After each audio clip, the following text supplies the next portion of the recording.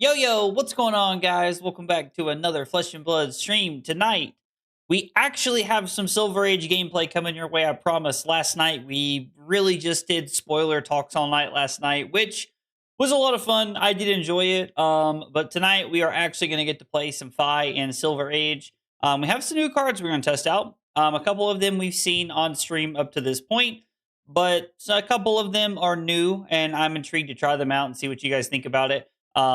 We do have some new spoilers from today that we're going to take a look at. There's only like 5 or 6 of them, I think. There's not a ton of them, but still, I'm pumped. I'm excited to play Sage tonight in Silver Age and see how it goes. I am also excited to look at some spoilers, and we'll see what happens from there. But anyway, thanks for coming by. I'm glad you guys are here. Bringe, Dave, Ian, Rose, Saxaboom, Ben, what is up, guys? How are you? Thanks for being here. Ian, what'd you go 4-0 with? I'm curious to know what you went 4-0 with at your armory. First time traveling for a fab big event, going to the Pin World Premiere. Any tips and tricks on how to make the most out of the experience? Okay, so Steph, I would say that the best way to really make sure you get the most out of the experience is, like, I don't know if you're going with a group of friends. I don't know if you're going by yourself, but I would tell you to do 2 things. If you are traveling away from what is usually your home, I would tell you to venture out, have some food you can't have at home. Whether that is a restaurant you can't have at home or a type of food you can't really find where you're from, I would tell you to venture out, get some good food, and just try to experience where you are at. I have done that every place I have been to, whether that is breakfast, lunch, dinner, whatever it is, and it has truly made every experience awesome. And if you are going with a group of friends, I would tell you to take pictures. Even if you're going by yourself, take pictures. Take pictures with people that you become friends with at the event. Take pictures in front of banners that you like, or with players or artists, whatever it is that you enjoy. I would tell you to make sure that you do it. Being out of your local area and going to a big event, there is truly nothing like it. It is a blast. It is a lot of fun, and the community makes it twice as much fun. So I would just tell you to make sure that you are experiencing the community however you see fit to do that. Yo, what up, Trent? Yo, Carl, what up, buddy? Top it. What up? Briar is my one and only. The Rosetta Thorn tattoo is a dead giveaway. I mean, listen, I know you like Briar. I didn't know if we were still if we were doing that in stream though, or if you were doing that in Sage not. Just saw the mailman. Hate that guy, bro. You did not just quote Family Guy at me, dog. You did not just quote Family Guy at me. What's up, Martin? I'm gonna need you to start streaming on days I'm off. I really want to watch these streams, but I'm stuck on audio only at work. How did you guess my work schedule so well, bro? Are you stalking me? Bringe, that's hilarious, dude. I'm sorry you're stuck at work. I hope you can at least enjoy the streams a little bit by watching or something. No, you said audio only. So I hope you're enjoying listening. I get it.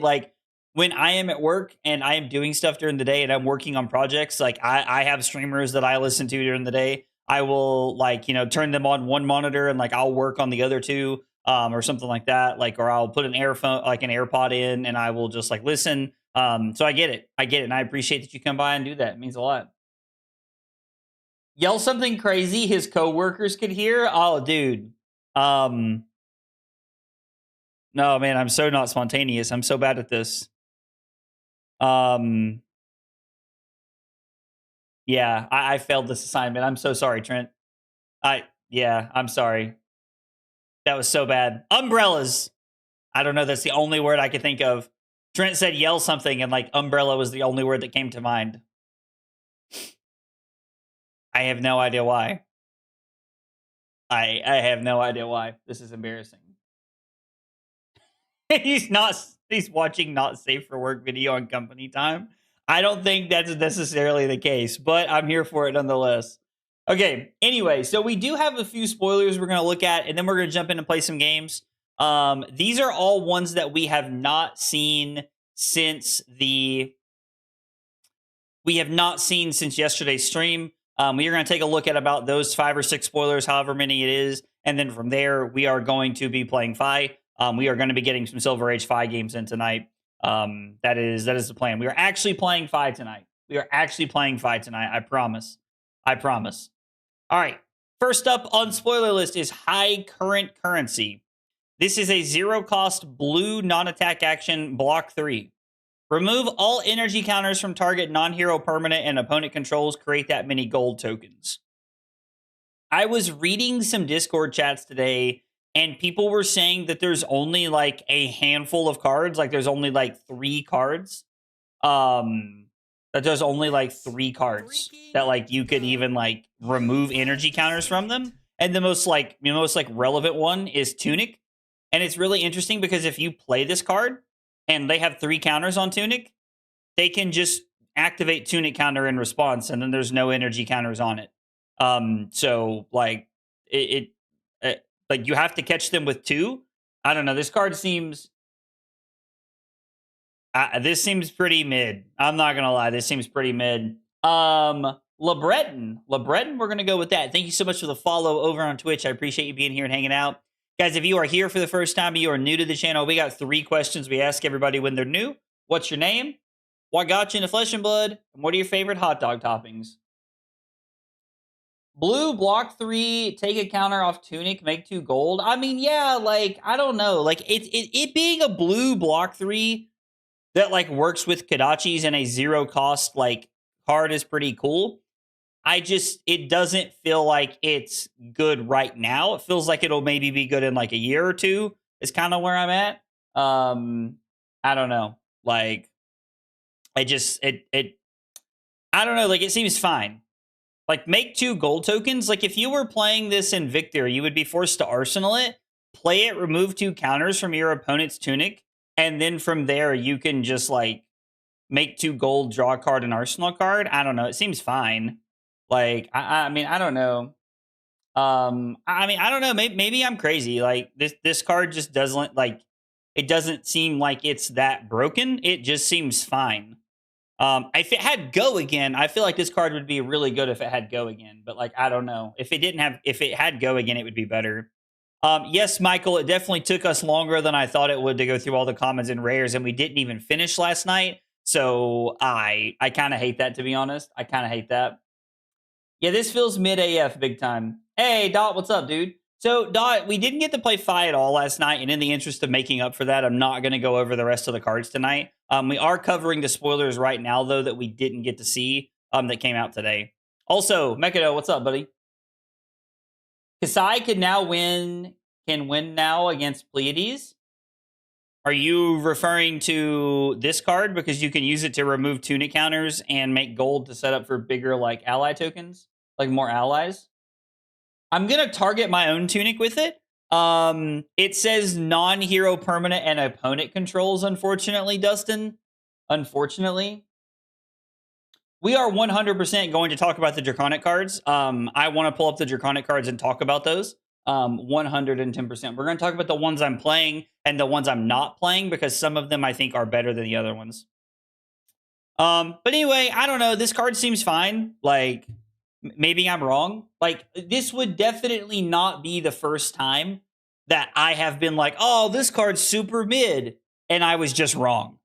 That would not be the first time, I promise you. I have thought cards were mediocre, and they've been amazing. Absolutely.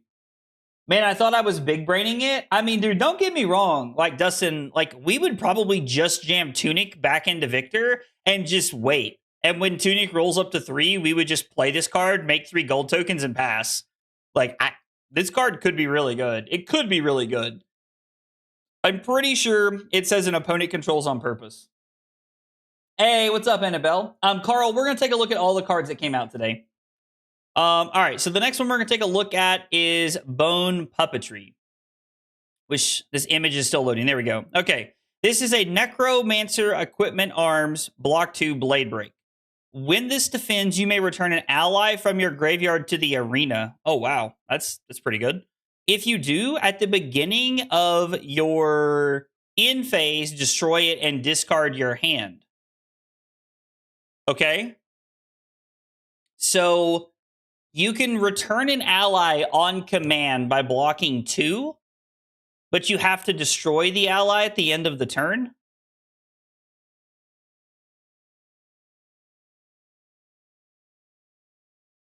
Oh, at the beginning of the end phase. I just assumed it said at your end phase. Oh. At the beginning of the end phase? It does, doesn't it? Interesting. Yeah, there's a couple of people saying it's Necromancer that hasn't been made yet, which makes sense. Like, maybe they're going to make, like, allies that don't have Watery Grave or something, like Necromancer that doesn't have Watery Grave, so we'll be looking at a different context. But, like, this seems like, I don't know. I don't think this is very good in Gravy Bones, but it is interesting to say the least. Okay, I saw this card. This card is bananas. If you have not seen this yet, this card is, like, actually crazy. Seeker Kunai is a 0-cost assassin instant item, which is interesting. Attack reaction, pay a resource, destroy this. Target assassin attack action card gets +1. When this is in your graveyard, at the start of your turn, you may destroy 2 silver you control. If you do, return this to the arena. I think this is pretty cool. Like, the fact that you can just buy back, like, +1, it seems pretty neat. I wish it came with, like, an on-hit effect. I really like the fact that it's an instant, because it means that it doesn't, like, take up an action point. And it does help make your opponent's blocks, like, kind of, like, weird. I don't think this card is going to be, like absolutely, like, backbreaking or anything most of the time, because a lot of the cards come in for 4 or for 5, and you're already blocking with 2 cards anyway. But I do think this is cool. I think this is a very fun design. I love that they are really leaning into, like, the whole, like, recursion piece. The one thing that I will notice is that the more cards I'm seeing from the set, the better and better Gravekeeping keeps looking. They are making Gravekeeping look better and better all the time. Like, it just, Gravekeeping continues to be a good promo that I invested in, and I'm very glad that I did. I will say that is one thing that I have, like, noticed, like, over the course of the game, is that if LSS makes a promo, don't sleep on it. It will probably be being played somewhere. Like, that has kind of been, like, my, like, 2 cents on it, is that if there is a promo version of it, like if it is like a, like, what am I, like, what, let's see, Ravenous Rabble is a good example. Gravekeeping is another one. They have had lots of promos over the last few years where, like, you know, you can win one on Friday, Saturday, and Sunday by playing in an event that costs like $50, but you get this promo. Well, a lot of people turn around and sell their promos. If you are someone who wants to play the game and you like having bling, I would say that keeping those promos is worth it. Blanche is another really good one. Yeah. Now, I will say, Drew, some of the Battle Hardened promos have been pretty dog shit. Some of the Battle Hardened promos have been pretty bad. But yeah, I do think Blanche is, like, gonna, like, get better, and I think Blanche has already been good. But I do think Blanche is a good promo to have, 100%. Yo, Major Danger, let's go with the 12 months. My man said 1 whole year. Yo, Major Danger, thank you so much for the 12 months. Prime support over on Twitch. I appreciate it, brother. It means a lot. Thank you. Yo, what up, Audia? What up, Audia? All right, you guys are going to have to explain this one to me, because I got to level with y'all. It ain't connecting. This is not connecting in any way. When this defends, this is a 0-cost red ranger defense reaction trap. When this defends and the attacking hero controls 3 or more attacks with greater power than their base, attacks they control can't gain power this turn? Am I crazy? Like, I don't see it. I do not see it. Maybe I'm crazy. Maybe I'm asleep. I don't get it. Yeah, the Rainbow Goo Trap was definitely for Starvo. This is for Zen. This card is a scam. Like, I think it's a prank. 3 cards with greater power than their base. So I guess you can play this on Chainlink 3 to deny your opponent Art of War value. I guess is the idea. More LL support is what you guys are saying. I mean, yeah, I guess into, like, I guess if you have a deck that's playing like Rake Over the Coals, or if you have a deck that's playing like Artivore and LL, then I guess it just goes over the top to block. I don't know. It's just anti-ninja, but currently bad. I mean, so when I see cards like this and I look at it and I'm like, okay, this card's not good right now. Like, clearly this card's not good. I'm like, okay, like, there has to be something. There is some reason they printed this, right? Like, that's what I keep thinking. Hey, Trent with those 67 bits, my man. Let's go, Trent. Thank you so much for the bits, brother. I appreciate it. Trent means a lot. So yeah, I don't know. Like, this is interesting. I'm curious to see how it plays out. Oh, we got more coming. Okay. I was told today by my boy Taylor that this card is Omega good. Taylor seemed pretty excited about it. This is a red 0 cost 3 block pirate action. The next attack action card you play this turn gets +3 and wagers with the defending hero. The winner creates a gold. The next time you would lose a wager this turn, instead you may discard a card if you do win the wager. So if you play this card and you attack with whatever you attack with, if you win the wager, you make a gold. If you don't, you can literally just discard a card and win the wager to make a gold anyway. That is so cool. Now, admittedly, I understand why they didn't make this generic, but man, Betsy would absolutely love this card. I'm just saying, Betsy would love this card. This card is cool, though. Like, I think this card is cool. I don't know. I like this card a lot. Taylor said it's amazing.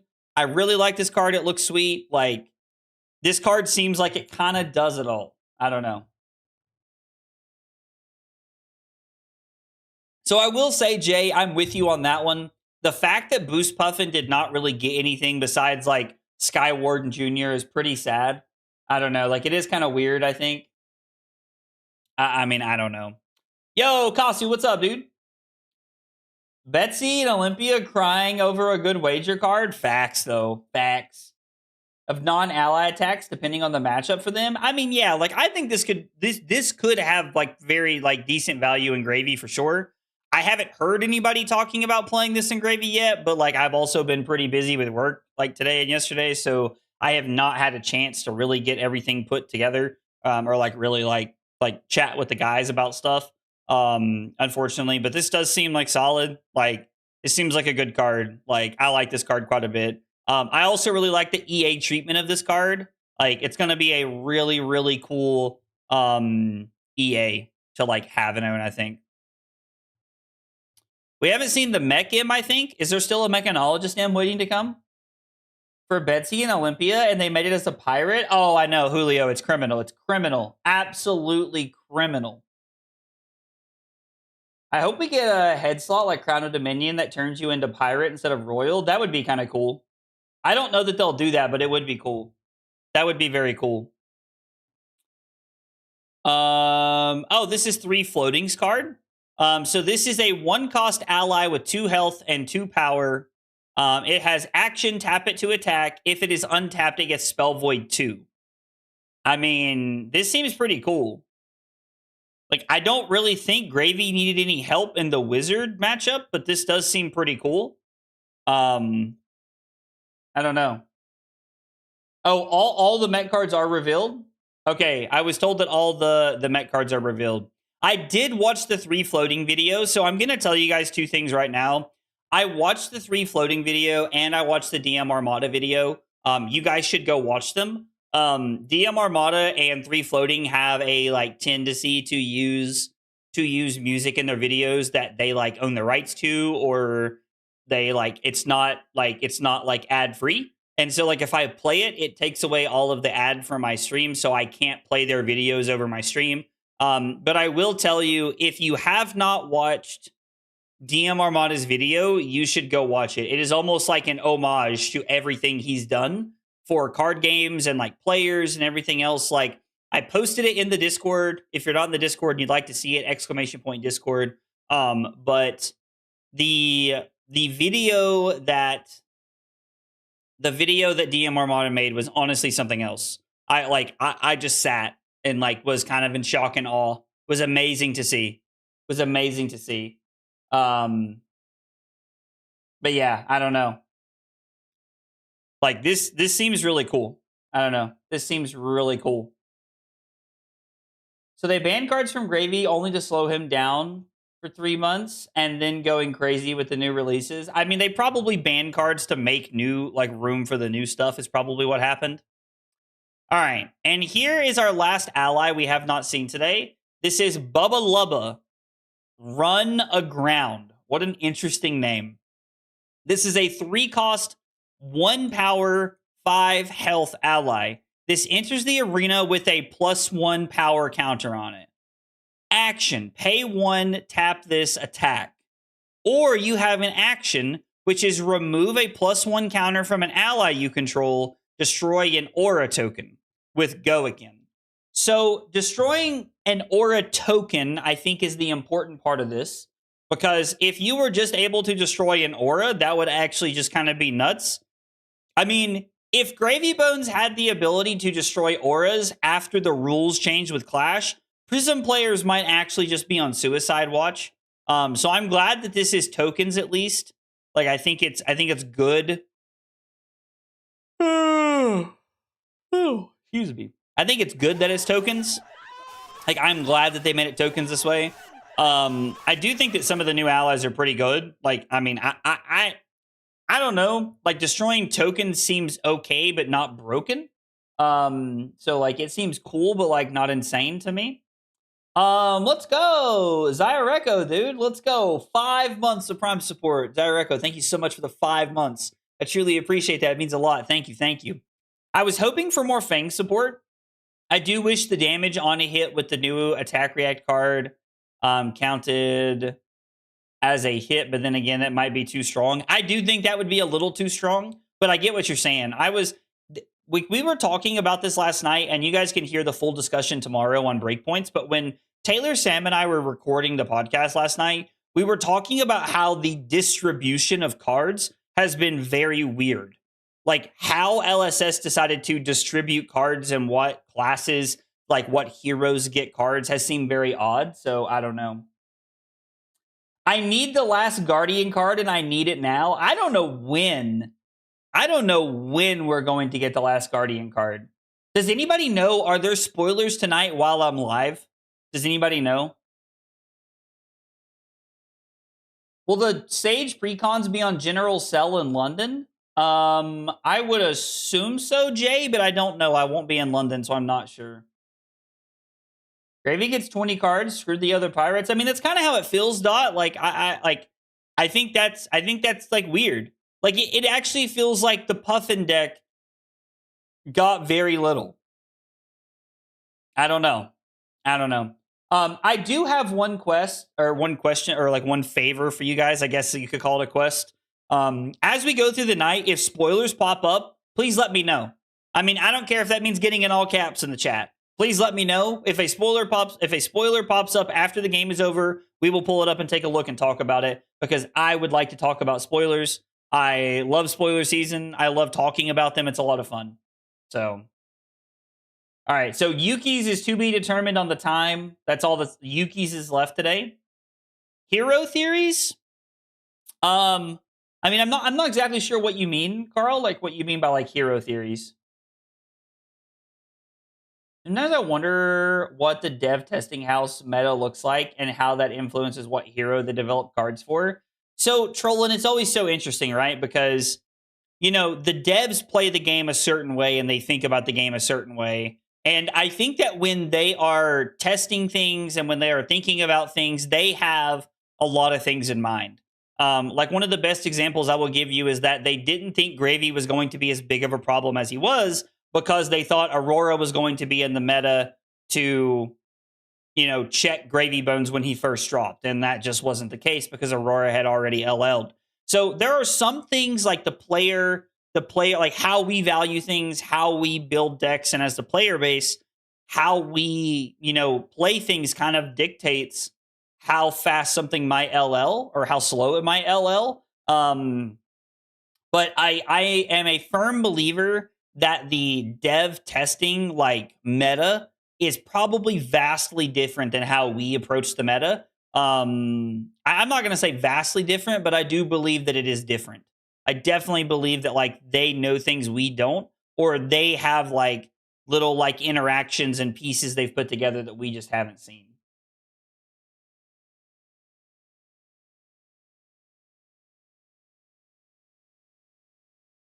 They love blocking. Oh, Blaze, Young Jarl. I would like for them to give us Blaze and Young Jarl. I don't know that they will. I'm thinking that they might be like Young Jarl. I don't know about, but I definitely think they're opening the door for like Blaze, to be like an armory deck if she's not in this set. Is kind of what it feels like. I don't know.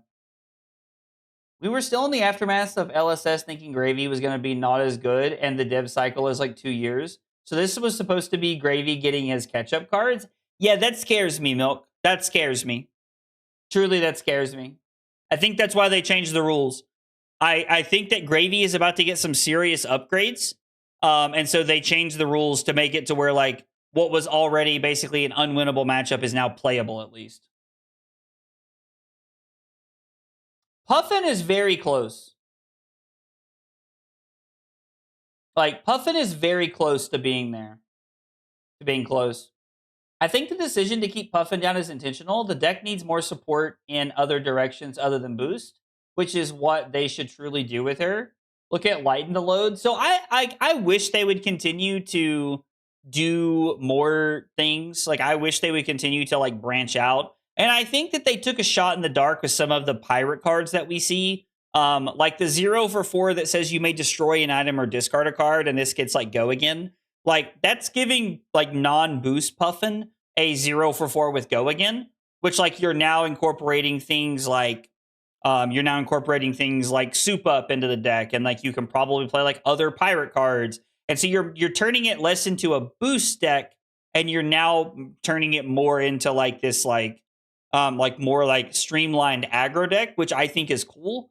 But I mean, I don't know. Like they have to be careful with Puffin because Puffin has the natural ability to draw cards. And if you give an aggro deck the ability to like not get fatigued by playing boost cards and doing things like that, and you give her like powerful effects like the Cogworks Dovetail, like there's already a lot of very, very like powerful effects that Puffin has. Like Palantir Aeronaut might be one of the dumbest cards ever.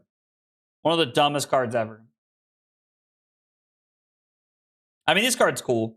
What is the rule change? You can clash into allies now. So if like they attack me with like Bubba Blubba Run Aground, what an interesting name.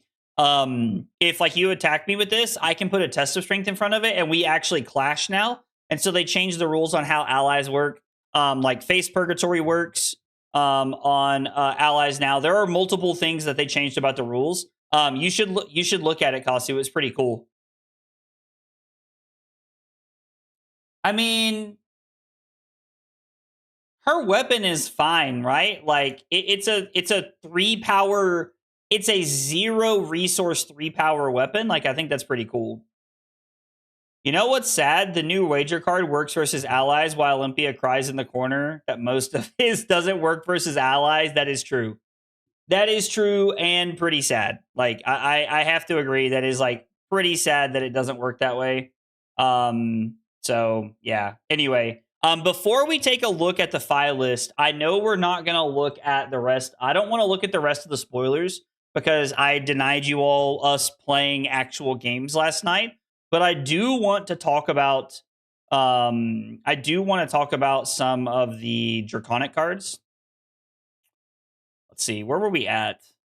Okay, we didn't get to talk about all of these cards last night. Actually, we don't have that many to go. We're going to pick up like right here with Sigil of Voltaris because that's where we were. So I'll ask you guys, do you all want to finish spoilers, talk about spoilers some more? And then and then play Fai, or do you guys want to like talk about some Draconic cards and then play Fai? Like there is no wrong answer. I just want to know what you guys like want to do. I feel bad that we didn't play Fai at all last night, so I was going to skip talking about spoilers. But if you guys want to talk about spoilers, like there is no wrong answer here. It's whatever majority of you guys want to do. We only have about a quarter of a page left of spoilers left. Okay, so I've seen about, I think we've seen about 5-6 people. We've seen about 5 people say do the rest of this. We've seen about, okay, it looks like we are pretty half and half here. We're pretty half and half. Okay, so since we're half and half, we're going to go through the spoilers quickly. We'll go through the spoilers quickly, and then we will hit Fai here pretty quickly. Yeah. So we'll do this. We'll do this. We got this. All right. Sigil of Voltaris. I think this card's very good. I want to test this and Blast to Oblivion in Aurora and Sage to see if it's consistent enough to work. Strike Twice is Snapback, right? Yeah, this card is literally Snapback, but for Acilio. Like, I think this card's solid. This card might actually make it to where you can play Acilio and Sage. Lightning Chest, AB1, instant destroy this. Until the end of turn, instant cards you own get instant discard this. Prevent the next 2 damage that would be dealt to you this turn. Wow. That's actually kind of insane. Yeah, Stormweaver's Aegis might actually be crazy. Anyway, that's pretty good. Voltic Vanguard is the same thing as Twinkle Toes, right? Yeah, instant destroy this. Prevent the next 2 damage that would be dealt to you this turn. Activated only if you played an instant card this turn. So basically, like, you can have an instant and then you have the you have 2 damage to prevent it, which is pretty cool. Like, it seems very good in Sage. This card's insane. This is a 0-cost red lightning action attack. It blocks for 3 and attacks for 3. When this attacks, you may discard an instant card. If you do, draw a card and create an embodiment of lightning. This is an excellent way to end your turn. You can discard something like Sigil of Conductivity in like a Acilio, make an embodiment, arsenal, whatever you draw. This card is very, very good. Ion Charged, I want to make this work so bad. This is like what's the card called in Fai? We're getting ready to play it tonight. Rake Over the Coals. This is like, we have Art of War at home. It's a yellow 0-cost lightning instant. Until end of turn, lightning and elemental attacks get +1 while they have go again. I like that it says lightning and elemental attacks and attack actions. Starfall also has go again. I think you could easily turn this card into like another 0 for 4, depending on how your hand shapes up. You know, something like an Entwined Lightning, a Fry, a Lightning Surge from Arsenal. Like, I think this could be very good. I will be buying foils of this. Overcharge is interesting. It is a 1-cost, 1-power, 3-block at red. If you've played an instant card, this Chain Link, it gets +3 and it has go again. So this is essentially a 3-card 4 when you think about it. You have to pay 1 to attack with it, pitching a card, attack with it, and then play an instant.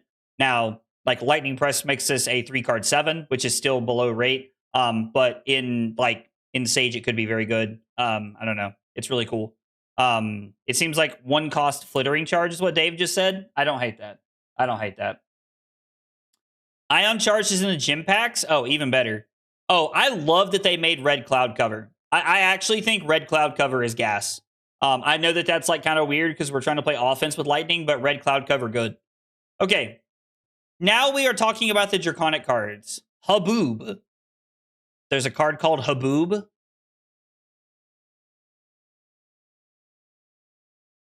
Lizard. Am I being trolled? Anyway, this is a 0-cost 3-block Draconic Illusionist action aura with go again. At the start of your turn, put a storm counter on this and then destroy it unless you destroy an ash you control for each storm counter on it. Attack action cards get -1 while attacking or defending. Oh, wow. That's actually pretty good, I think. I mean, destroying ash, like, if this sits on the board for 2 or 3 turns, this like could easily buy you what, 7-8 points of life. That's insane. Inflame the Firebrand. When this attacks, if you control 2 or more Draconic Chain Links, it gets go again. 3 or more, your attacks are Draconic this combat chain. 4 or more, it gets +2. It is a 0-cost red 2-power attack that blocks 3. This is a card with a high floor and a high ceiling. Most of the time, we are looking for this card to be a 0 for 4 with Go Again. We are playing Art of the Dragonfire in our deck to try and make this work. I think this card is decent. I don't think it's insane, but I do think it is a good enough card to see play when we are just looking for more 0 for 4s that add consistency to our deck. Smoldering Still is a Draconic Warrior attack reaction, 0 cost, red, 3 block. Target dagger gets +1, and when this hits, deal 1 damage to them. When this is in your graveyard, if you control one or more frostbite tokens would be created under your control, instead you may banish this. That's kind of cool. So it seems okay. I mean, I don't know. It doesn't seem insane or anything. We have 2 more Draconic cards we have not seen. Smoldering Skells is a 2-block Guardwell chess piece, Draconic chess piece. If one or more frostbite tokens would be created under your control, instead you may destroy this. I mean, I think that's cool. If you need extra block and you are like worried about Icelander, this card could be very good. Fire that Burns Within. This is insane. I like this card a lot. When this attacks, you may discard a Phoenix Flame. If you do, draw a card and this gets +2. This is a 1 for 2, block 2 at red with Go Again. This card works super well with Flame Call Awakening. It works super well with being able to get Phoenix, like get a buyback Phoenix Flame. This card is good. I will be prioritizing playing this card as much as possible tonight to know how good it is and how much we should prioritize playing it in the future. 4 Feathers, 1 Crown, a 0 cost, 2 power attack, 3 block Draconic attack. When this attacks, it gets +1 for each card with Phoenix Bannerman in its name in your graveyard. So I guess this could be like a potential 0 for 6. There are 4 Phoenix Bannermans. You search your deck for a Phoenix Flame, reveal it, and put it into your hand. It is a 0 cost, 3 block action with Go Again. One of them makes a Ponder. One of them makes a Vigor. One of them makes a Might. One of them makes an Agility token. I am a firm believer the only one of these worth playing, if any, is the Ponder one. I don't think this card's very good. Like I don't know. If you think it's good, test it. I'm gonna let somebody who's better than me at the game figure this one out. It seems okay. Serpent's Kiss. 0 cost, 1 power attack, block 3, Mystic Assassin attack. It has stealth, it's blue. When this attacks, create a Fang Strike or a Slither in your hand. If you transcended this turn, instead create both. If this hits a hero, look at the top 2 cards of their deck and banish one of them. This card seems pretty good.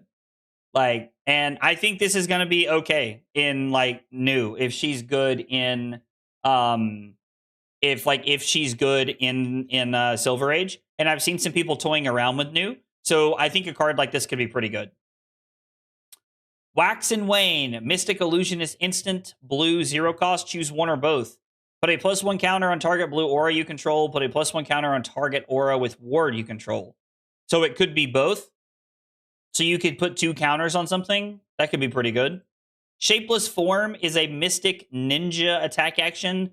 0 cost, blue, 2 block, 1 power.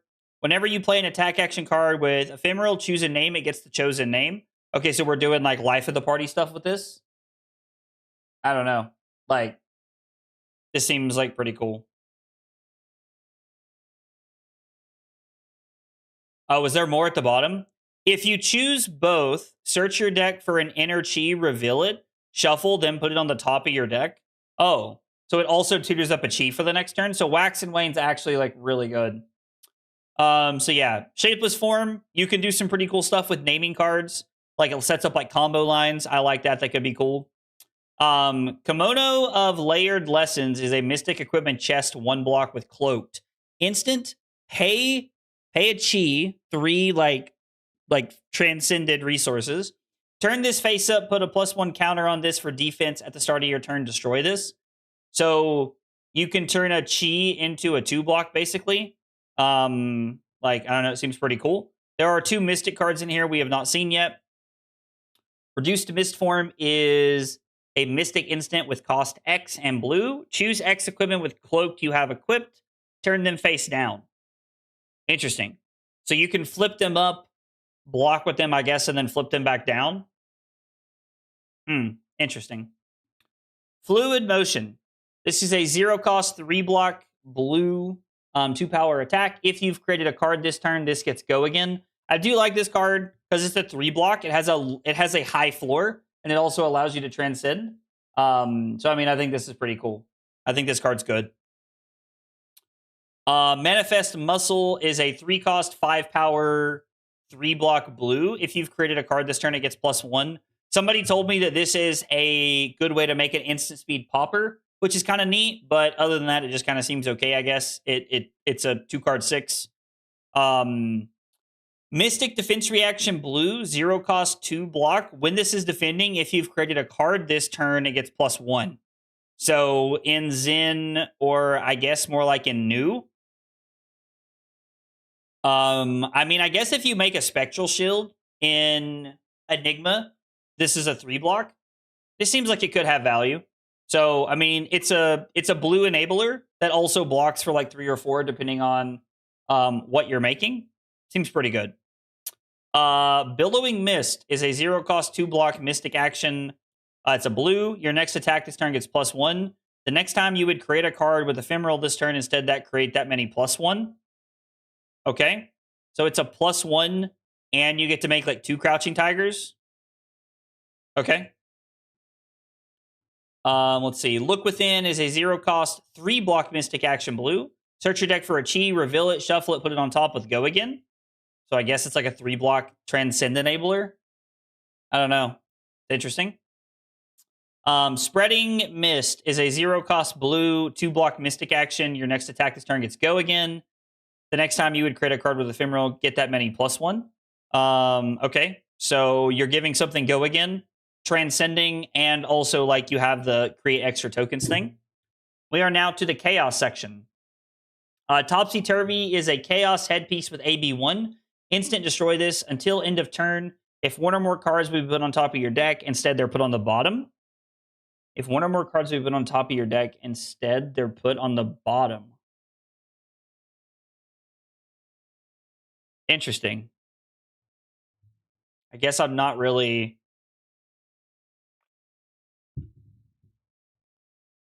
Oh, on top of a deck. So you can force people to put their cards on the bottom, I guess. Interesting.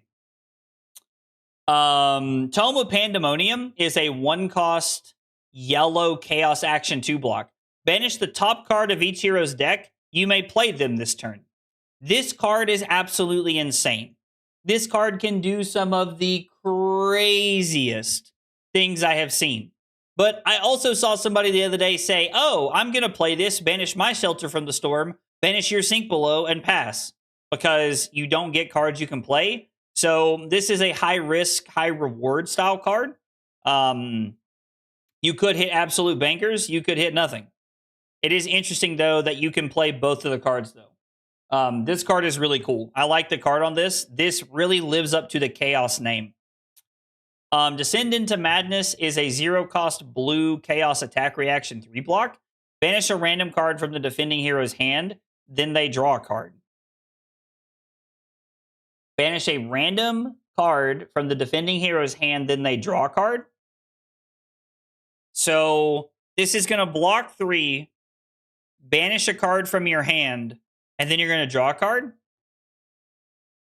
I mean, if you don't have a card in your hand, like if this is the last card, in your hand, can you play it and just draw a card?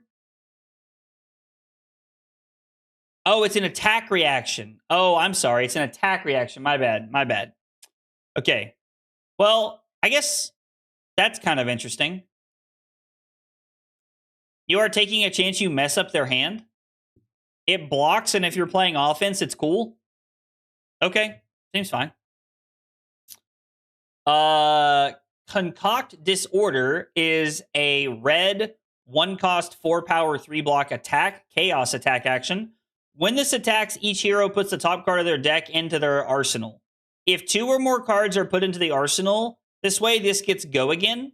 So this allows you to like potentially fuel your hand, also potentially screw your opponents up, and also send a 1-for-4 with Go Again. I mean, it seems kind of cool. I don't know. Seems kind of cool. Like, I like the idea of what this card can do. The Chaos class is really living up to its name this time around, which I really like.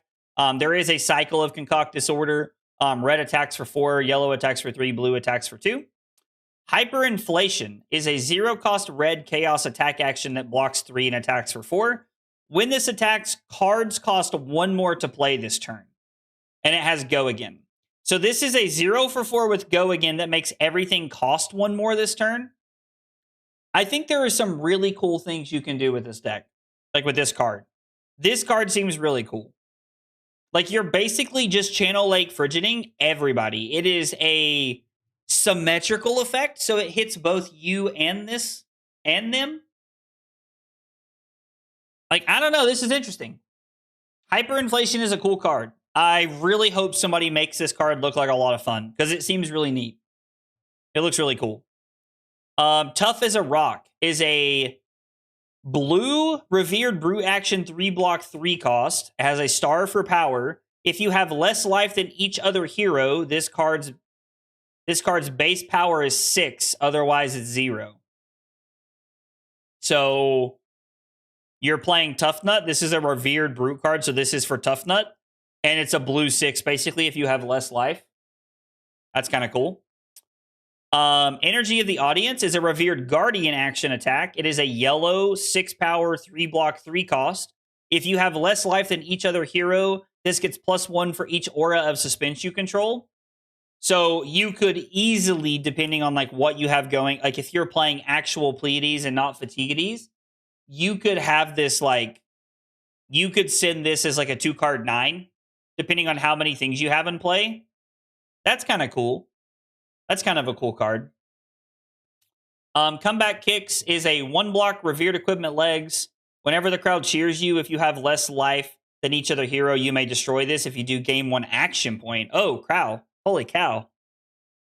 Gaining an action point off of a rare leg piece is actually kind of insane. I feel like this is like actually kind of cool. Action point generation for Revered heroes is really cool. So Pleiades and Tough Nut can use these. I don't know. This could be pretty neat. I don't know if it's better than Scabs and CC, but it is pretty cool. All right, this is the card. This is the card that just does shit. This card's insane. By the Book is a 0-cost blue 2-block Revered action aura. If you have less life than each other hero, you may play this as though it were an instant.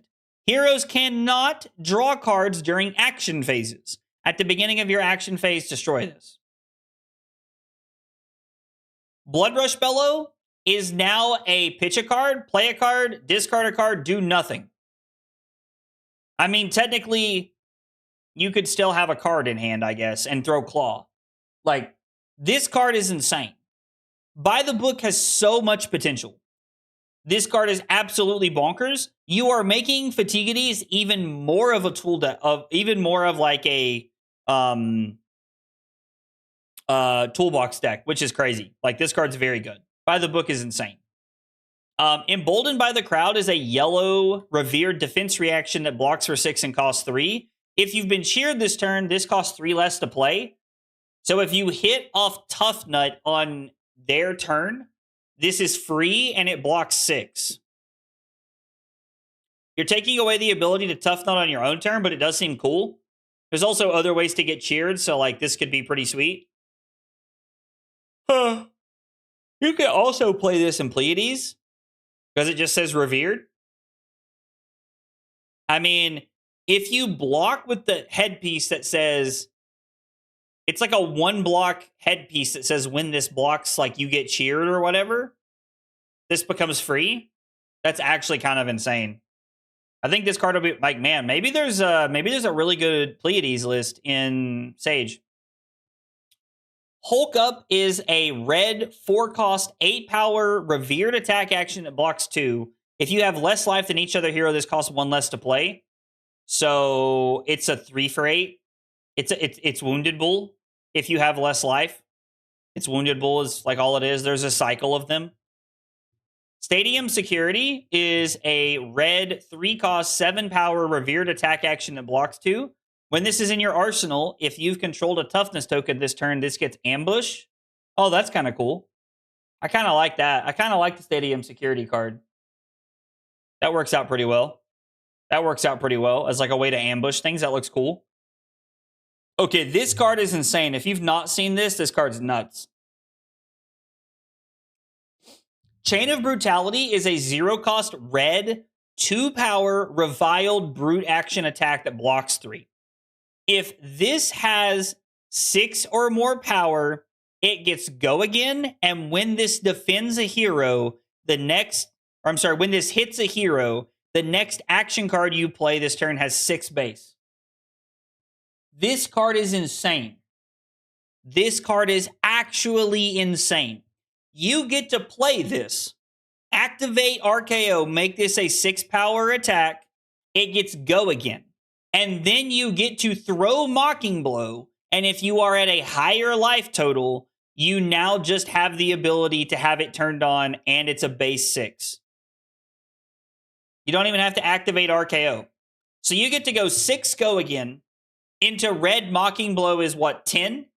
That is a 3-card 16. That is a 3-card 16. If you have a 3-block in your hand, that is a 4-card 19. This is insane. Chains of Brutality is insane. Walk in My Shoes. I'm very excited for this. Well, no. So, like, we're gonna say that, like, in RKO, like, we're using this card with, like, Tunic or our hero ability from last turn. Like, it is kind of what I'm thinking, Leovold. But technically, you are correct. With no Tunic, with no resource from Vigor token, it is a 4-card 16, which is still 3 points above rate. Okay. Walk in My Shoes is a yellow 0-cost 3-powered reviled guardian attack action that blocks 3. If this has greater power than its base, it gets +1. Y'all already know. When this deals 4 or more damage to a hero until the end of their next turn, the base power and toughness of attack action cards they control are halved, rounded up. So this basically turns heroes into Lyeth for a turn.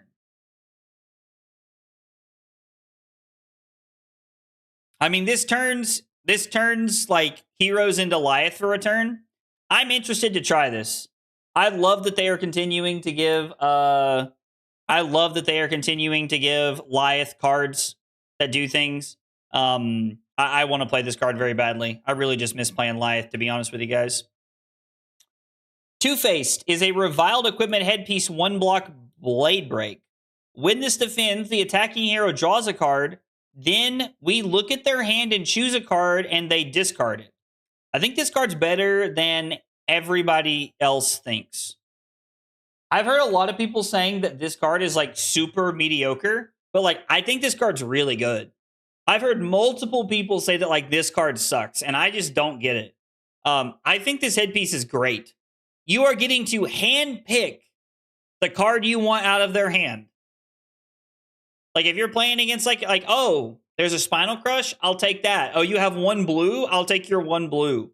Like, I think this card is insane. This card seems very, very good. Two-Faced looks solid. All right. We're getting there. We're getting there. I know you guys want to play 5. I'm going. Line Crossers is a reviled equipment arm piece that blocks 1 with Blade Break. If you have the same life as a hero, it also counts as you having more life than them and then having less life than you.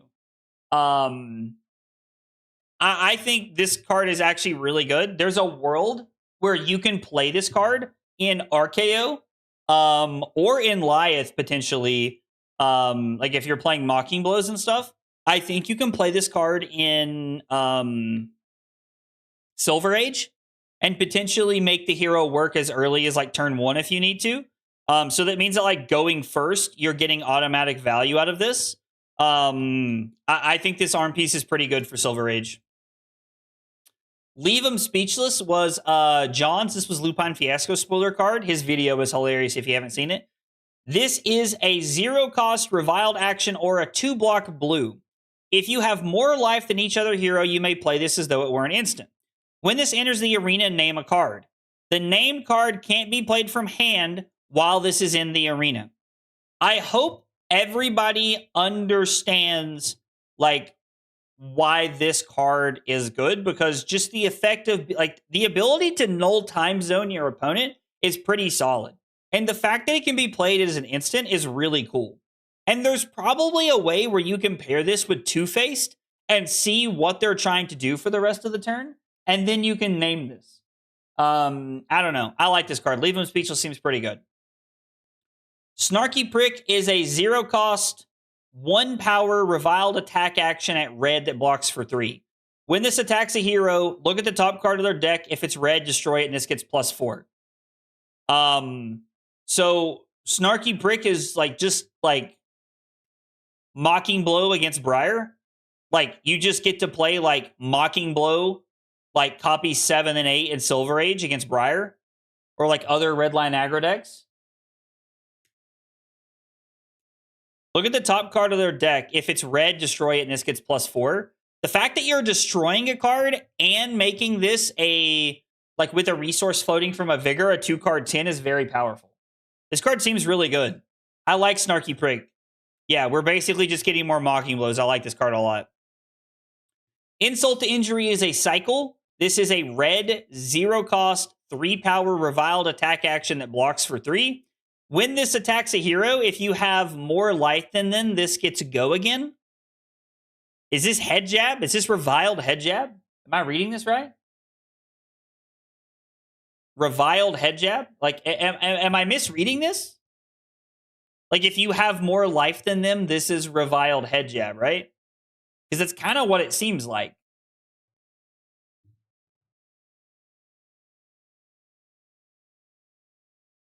I really like the idea of playing the blue one, right? Like, this fits really well. It's a blue 3-block that has potential to RKO and just, like, have value. Yeah, Insult to Injury seems like it's going to be pretty good. It is a cycle, red through yellow. Bad Breath is a 0-cost red 2-block reviled action. Intimidate target hero.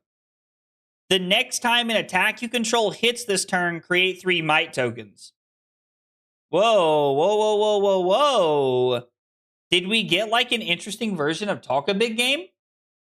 We get an interesting version of Talk a Big Game? Like, definitely a downgraded version, but it feels pretty cool. This is kind of neat. Intimidate them. The next time an attack you control hits this turn, create 3 might tokens. I kind of like this. This is kind of like a... Somebody just... let's see. Who... Super Nut just described this as Mavrian Skies. I'm kind of in. This is also a cycle. Balance of Justice, Crown of Providence, Tunic, Stonewall Gauntlet, Flexors. There is a card here we haven't seen yet, apparently. Mir Kalir Helm? Mir Kalir? I hope I said that right.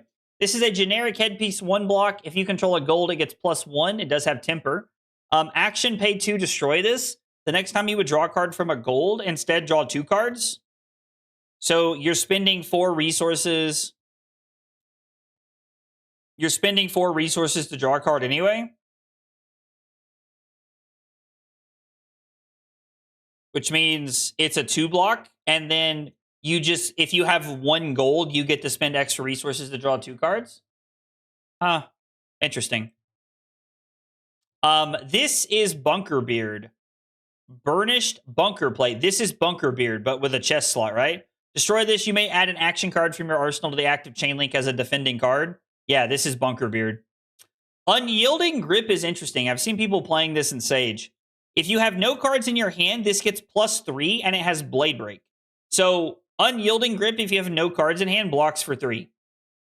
Like, just interesting. I don't know. It seems cool to have extra block in Silver Age. Unflinching Foothold is a 1-block generic equipment legs. Destroy this. Target attack loses and can't gain Dominate. Okay. This feels like this is what Fearless Confrontation should have been. This is what Fearless Confrontation should have been. An Azalea Killer, Michael just said. I do actually like this. I do like this. That's kind of cool. Okay. Command and Conquer, Enlighten Strike, Shelter from the Storm. Rockyard Rodeo. This was my boy Spencer's card. Pretty sure. This is a blue 3-cost star power generic attack action that blocks 2. This card's power is equal to the highest base of weapons you control. So this is another blue 6 for Tough Nut. Seems cool. I like it. We have a card we can't see yet. Clearwater Elixir is a 1-cost generic action 3 block. It is a red. Your next attack this turn gets +3. You may destroy a Pox token you control. If you do, gain 1 life. Oh. So is this like a cycle of cards that counter? Yeah, the next one says destroy an inertia token, gain 1 life. Destroy a frailty token, gain 1 life. It's kind of interesting. I'm scared for Tough Nut to be real. I hope Tough Nut's real. I don't know. The Elixir cycle is pretty cool. It's pretty interesting. Ransack and Raise is a blue generic action cost X block 3. Destroy target landmark with cost X. Create X gold tokens. Destroy target landmark. So like the Great Library of Solana, Mist Cloak Goalie, things like that.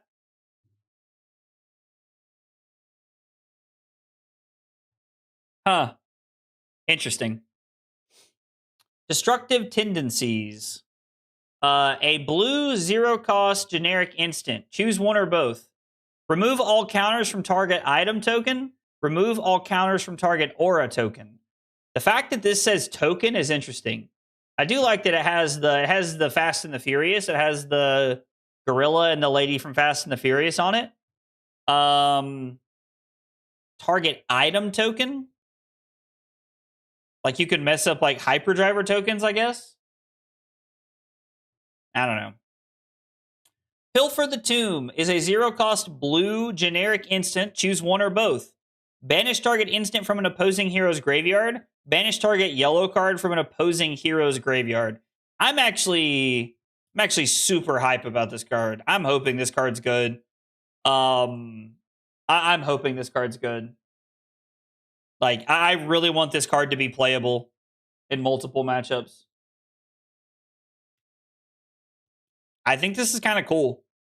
Like, you can banish allies. You can banish the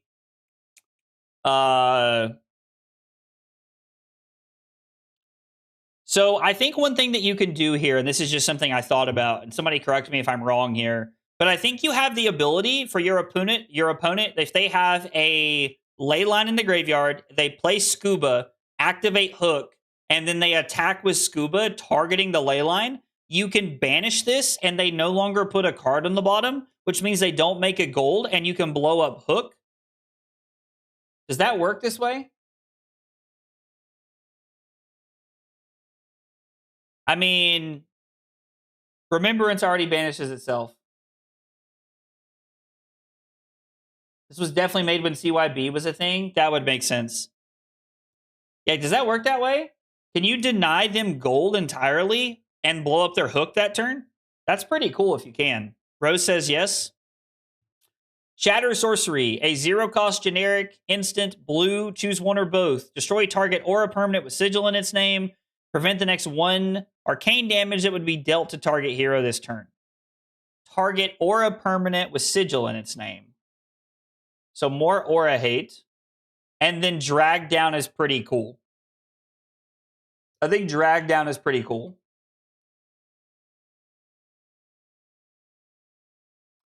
Oh, they don't target with Scuba, so there would have to be 1 yellow card in their graveyard for them to pick. So if there was 1 ley line in their graveyard, you could snipe it, but if not, you couldn't.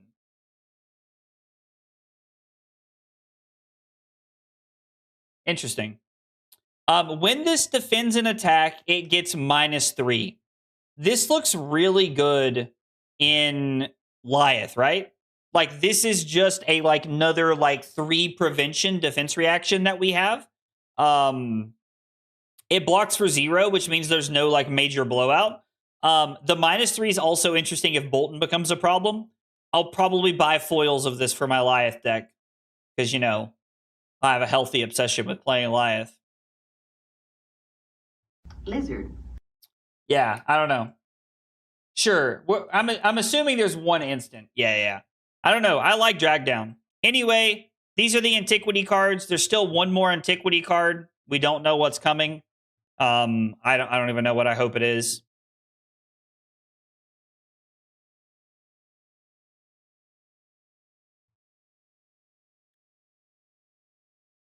But you wait for Bolton to put the attack reaction on the stack, right, Dave? So like if Bolton attacks, you can drag down like when Bolton goes to activate Bolton, you can from there you can play drag down and then it no longer has a legal target. Is that correct, Dave? Am I understanding that rules interaction correctly?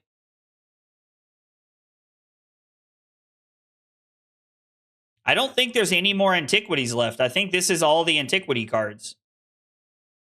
Also, does anybody know how we get antiquities packs? Has that been decided? Does anybody know that? If this image is correct, there's only one more antiquities cards.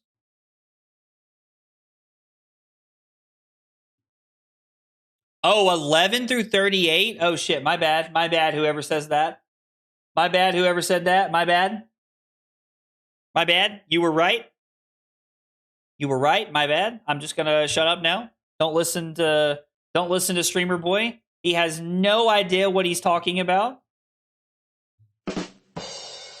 Which is probably true most of the time. But anyway, and then there's also more pin cards. Yeah, there's 14 more pin cards here we haven't seen. So there's one per case. So you're saying I should buy more cases. I wonder how much the antiquity packs are going to sell for. Anyway. Was required to play, not to resolve, but looks the other way. So I guess technically Bolton could react again in response. So this only really works if you're trying to deny them extra soul. I don't know. It's interesting. Anyway, that is officially all of the spoilers. We have looked through all of the compendium of race spoilers. Let's play Fai. Yo, I try to read all the messages. Wait, there's one per box? Oh, one per box. Yo, not one per case? That's crazy. So if it's one per box, I'm going to get 4 in my case. Okay, we're cooking. Ross, what did I miss? You have my undivided attention, Ross. What did I miss? I'm glued to YouTube chat, Ross. Now's your chance. Hit me with it. What did you want to say? What's up, Damien? Leave stream. I'm not trying to go through spoilers because I want to play Fai games. That's officially the spoilers. Let's play Fai. Yeah, Dylan. I let everybody vote and they picked what they picked. Oh, it's one box topper per box. Okay. I'm glad you guys are so much more knowledgeable than me. Like that's not even a joke. If it wasn't for you guys like knowing all of the stuff you guys know, we'd be cooked. But everybody in chat, give it up for everybody in chat. Come on now. W's. Everybody in chat's a W. Anyway, I want to try double cross strap. I have mentioned in the past that I really like that they are going back to this class specific tunic style thing that they're trying to do. And I really like this. I want to test double cross strap because if the Arcane Barrier 1 is good enough, like if that becomes relevant in the meta, and the activate this only if you've hit 2 or more times this combat chain does not become a big enough hindrance to us, then double cross strap is probably just better than something like Blossom of Spring or Sash of Sandakai or the, Tiger chess piece. So I really want to test double cross strap to see how good it is. So we're going to be looking to see how often this card hinders us versus how good it could be with that Arcane Barrier 1 attached to it.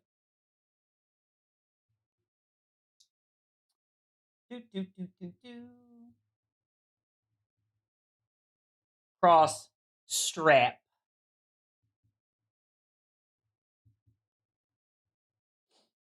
Write that down. Since Taylor would never tell you the truth. Yo, what? Yo, I would definitely be cooked. What would Taylor not tell me the truth about? We're not on Blood Scent because I want to try Cross Trap just to see how good it is. I do think that if we are not going to be on Cross Trap, we are going to be on Blood Scent because it blocks one. Okay, taking a look at the rest of the deck. We have talked about a lot of these cards and how impactful they are. With the addition of Fire that burns within, I think Rise from the Ashes gets a lot of value. Rise from the Ashes has always been a good card in Fai, but with the ability to pair this with Fire that burns within to add that 3 extra value, to add that extra chain link by still getting the Phoenix Flame back and drawing a card on Fire that burns within, Rise from the Ashes adds a lot of potential value. Plus, it combos well with Rise Up in our sideboard for when we need it to. So, Rise from the Ashes looks to be pretty good in this new version of Fai.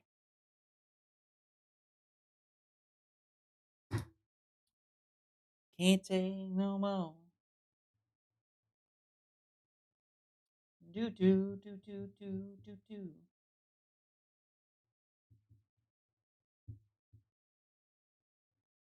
Put that on there. Wait, what? The bow does not get around Chum. The new bow is really bad. Yeah, the new bow is really bad.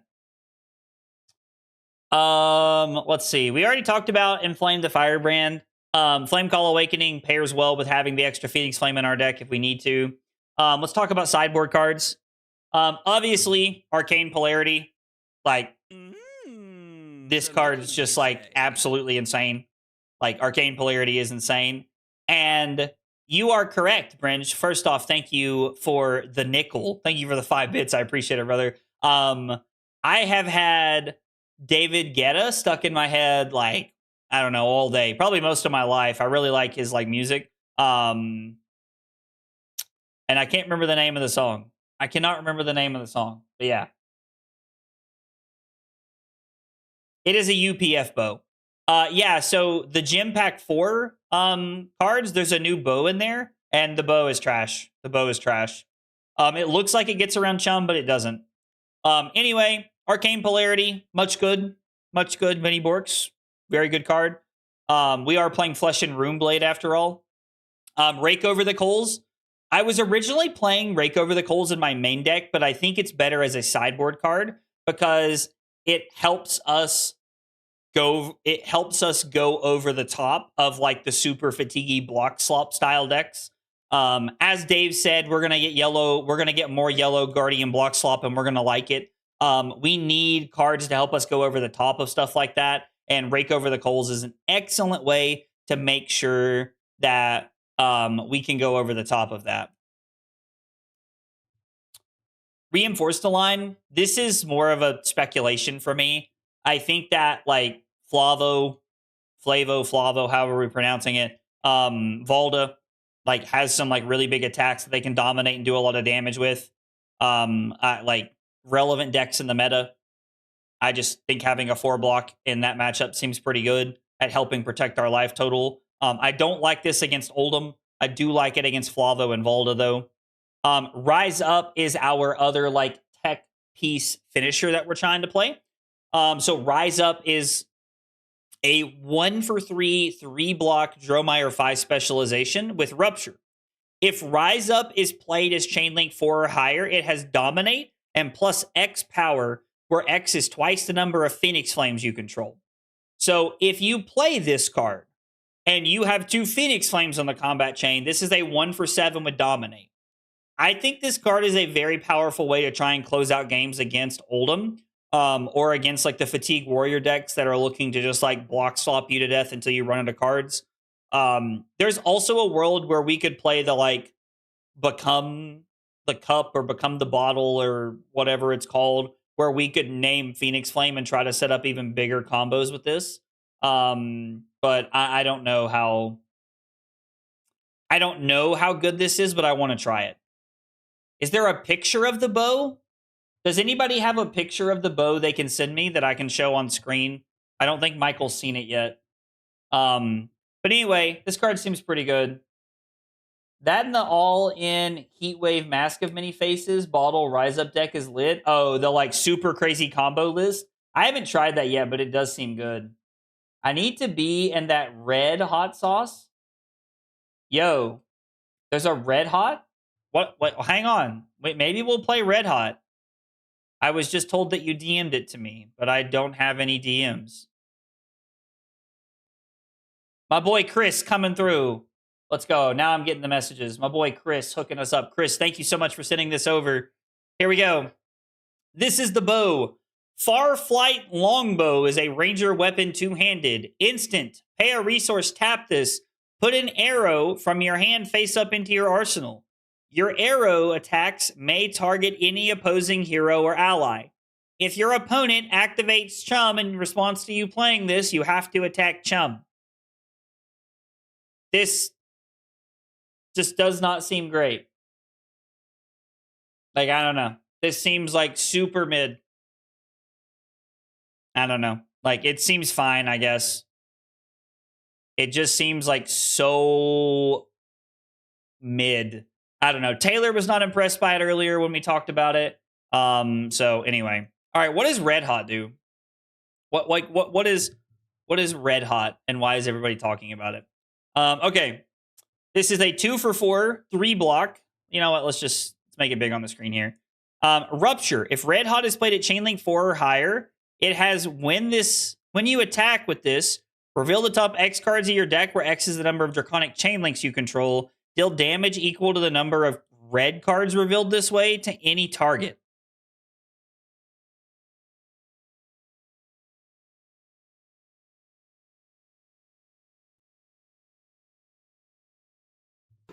Oh yeah, it's all coming together. We might play this. We might play this over Rise Up tonight. The 2 cost scares me. The 2 cost scares me. Yeah, the bow's terrible, Valk. It's terrible, dog.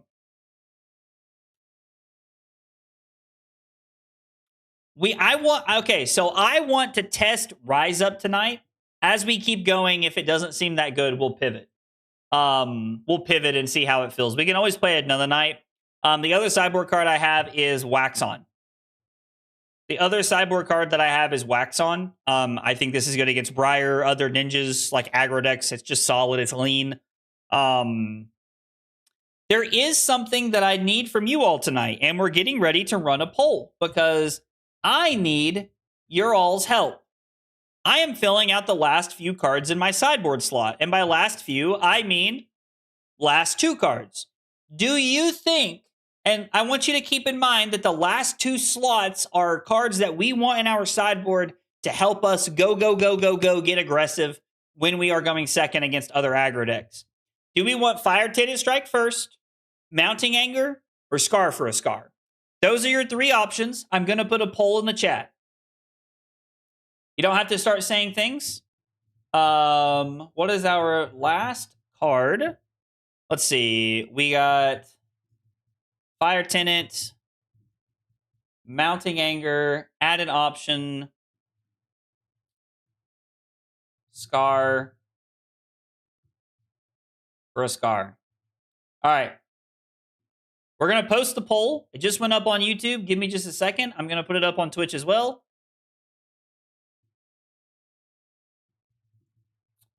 Fire Tenant, Mounting Anger, Scar for a Scar. All right. We're going to give that 2 minutes so you guys can vote. Whether you're on Twitch or YouTube, wherever you're at, make sure you vote on what our last card's going to be in our deck. You get a say in what we're playing tonight. Boom.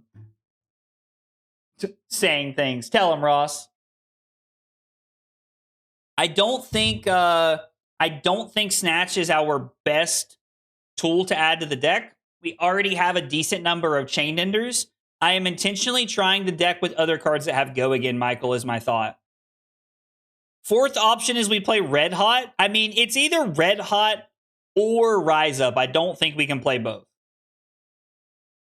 I considered playing a Pauper Jake. I don't know. I think Enigma is going to be more relevant than Dromai will be, but it's worth considering. Like, I was originally on the I was originally on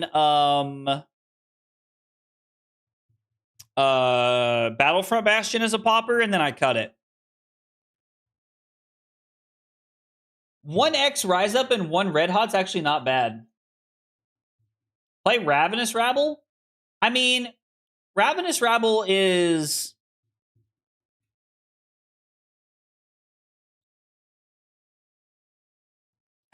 I don't know. Like, we're playing 10 blues in our deck.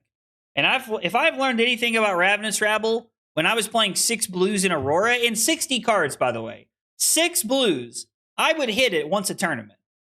And so I think playing 10 blues and 40 cards, like with Rabble, is not great for us. What is the 4 feathers, 1 crown? I think we looked at it earlier. Mounting Anger is the smart pick. So, Geese, I don't dislike Bluster buff. A Bluster buff, whatever it's called. I like Battlefront Bastion more because it prevents a damage. All right. The winning vote on Twitch and on YouTube was Mounting Anger. All right, Mounting Anger is our last sideboard slot. Here we go. Let's get ready to rumble. Do do do do do do do do do do do do do. I don't know if you guys ever watched Space Jam. I love Space Jam. Big Michael Jordan fan. Big Michael Jordan fan. We are going to play in Future Silver Age, so we can play with our new cards. Let's get it. Go wide. We don't need poppers. I like it, Michael. I like it.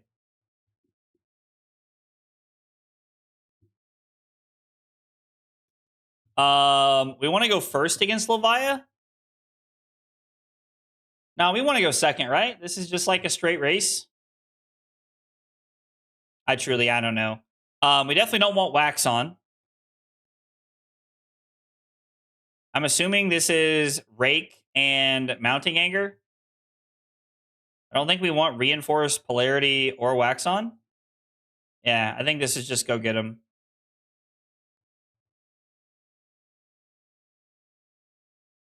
Space Jam was awesome, I agree. Audia, so I'm sideboarding it because of how my deck is set up specifically, is the reason for that. When the combat chain closes, if this attacked, banish it. Okay. We're going to Arsenal Flame that burns within, unless they let us hit a couple times, and then we'll hit them with that double cross strap. Across the strap. I don't dislike going first. I don't dislike going first. I'm not playing Rise Up because Rise Up is an anti-fatigue card. So Rise Up and Red Hot are anti-fatigue cards. We are not looking to play those cards as a way to, like, we are not looking to just jam those cards into like any matchup. It could be good, but like it's like a 1-for-5 chain ender, and I want that when we need to go over the top of something. Hellhammer sends a message. Hellhammer sends a message, that's for sure.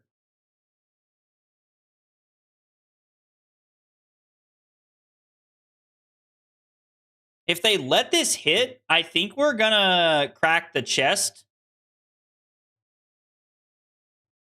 So we're gonna activate 5 for free. We're gonna get our Phoenix Flame back.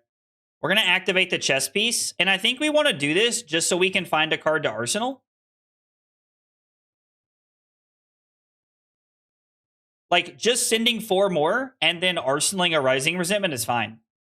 I'm not playing Breaking Point, no.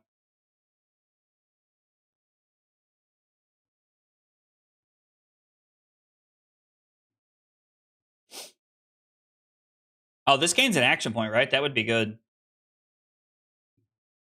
Do we just block 3? All of the Demi heroes are M's, right? They can't flip into anything.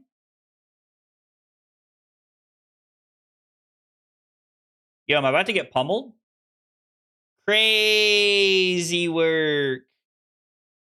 We're just gonna drop the blue. We have a perfectly fine hand without it.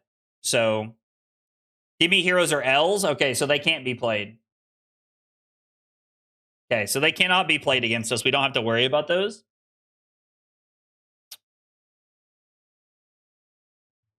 I actually think we're going to sit on the Rising Resentment for one more turn. I don't think we have a reason to really do anything. When this defends, draw a card and then discard a random card. If it's 6 or more, discard it, it gets +1. This is 2 Temper with Blood Debt. And this blocks 1. So they have quite a bit of armor. I mean, I'm kind of all in on the fact that they pummeled us. Oh, they can pummel this, can't they? That's crazy. We're getting juiced. I think we might as well do this turn. Like, I don't think it's getting any better another turn. Like, we might as well. I do want to keep the Rising Resentment just in case.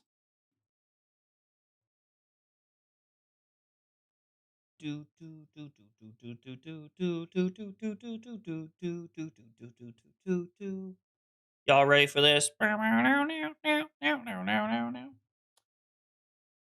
I mean, yeah. Listen, 2-card 13s are good, right?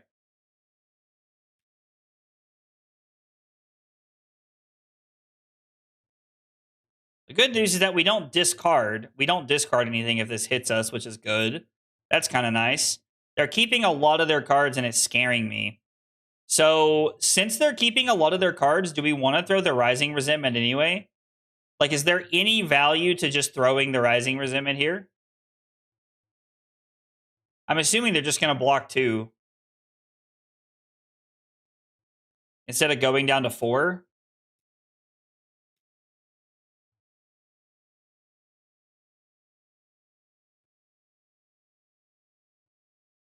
I don't think this is worth throwing. We're at 13. Like, I'm not saying we can't die, but it seems pretty unlikely.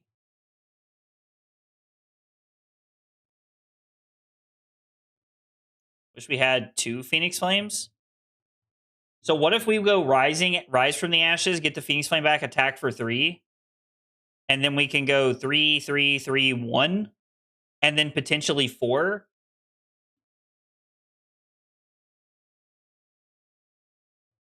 I'm taking 5 currently to 8. Is this double pummel?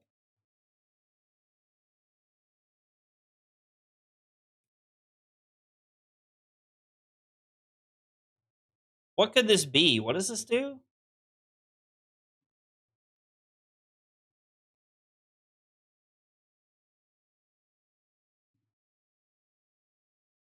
Double pummel doesn't kill us here because they played a red.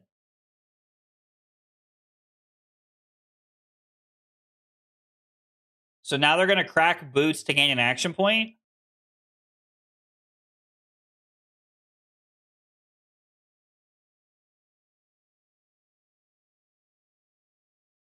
Don't take my 3 block? Damn.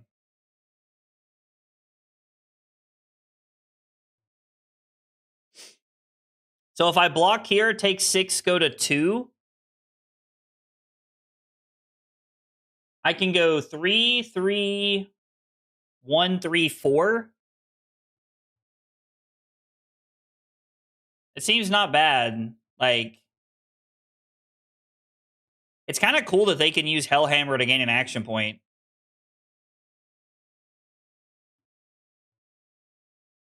We need to get them low enough to where, like, they die to Blood Debt.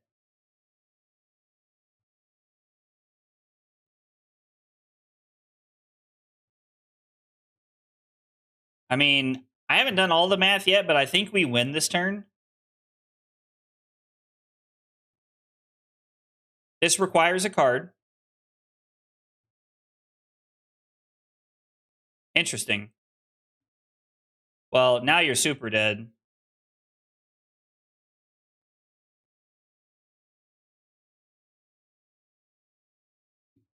And then this is 4. Yeah. So, like, this is just Omega Lethal. Good game. I'm curious to know, like, what's in the what's the last 2 cards in their hand? Oh. Okay. Okay. All right. Let's go. Hooray! We did it! We're 1-0. We're 1-0. Take them around and wipe them down. Not the horse, Doberman. You guys have probably never seen that movie. It's called Sergeant Bilko. It's a weird one. Ooh, Enigma versus Terra? We're going to spectate for just a second. Calum out here playing Enigma against Terra with Burgeoning? Sorry, I know you guys don't care about this, but I want to watch this for just a second.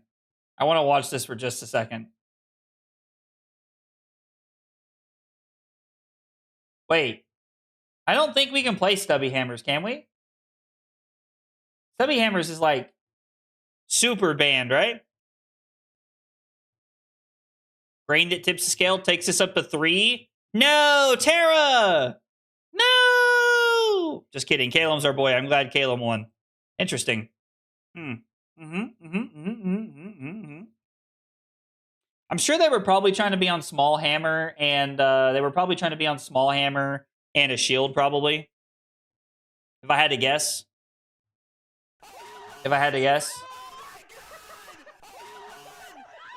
Yeah, Stubby should be banned if it's not. That's insane.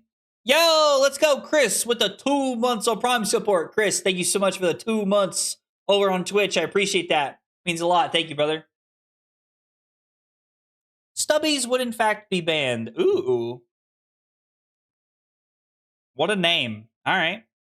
I'm going first. Sage.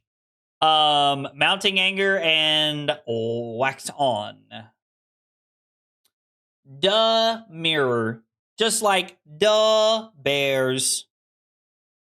Is anybody here excited for the Super Bowl?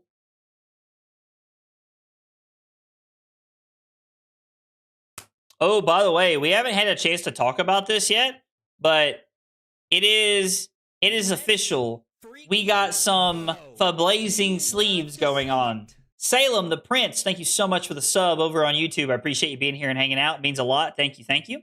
You guys are here for the first time, or you are new to the channel, like whatever your story is, we got 3 questions we ask everybody when they're new. They are, what's your name? What got you into Flesh and Blood? And what are your favorite hot dog toppings? Tell me about yourself. I'd love to get to know more about you guys while we're hanging out. But yeah, we do have the Fablazing sleeves going on. So if you guys are curious, Fablazing is where you can track all the data. It keeps up with all the tournaments, whether it's Paper, Talishar, whatever it is. They track everything. So make sure you check them out. Fablazing's cool. It's a great website, really cool guy. So plus, like, all of my VODs go up there. So Bad Bunny halftime is going to make history. That's for sure. I'm actually very excited. I do not know a lot of Bad Bunny's music, but I'm very excited to watch the show, to be honest. I'm very excited for the Super Bowl. I hope the Patriots win. My family's Patriots fans, so like I've never really been like a big like Patriots fan. But I will say that I have I will say that that Drake May went to the University of North Carolina, and I am a Tar Heel for life. So I'm hoping the Patriots win because I'd like to see my boy Drake May. Sick of winning MTG when opponent gets mana screwed. I suck at the game. Raw onions. All right, well, Tony, let's go, dude. Welcome to the channel, man. Welcome to Flesh and Blood. I am also a fellow MTG refugee, so welcome, man. We're happy to have you. I'm glad you're here with us, buddy. Glad you are here with us.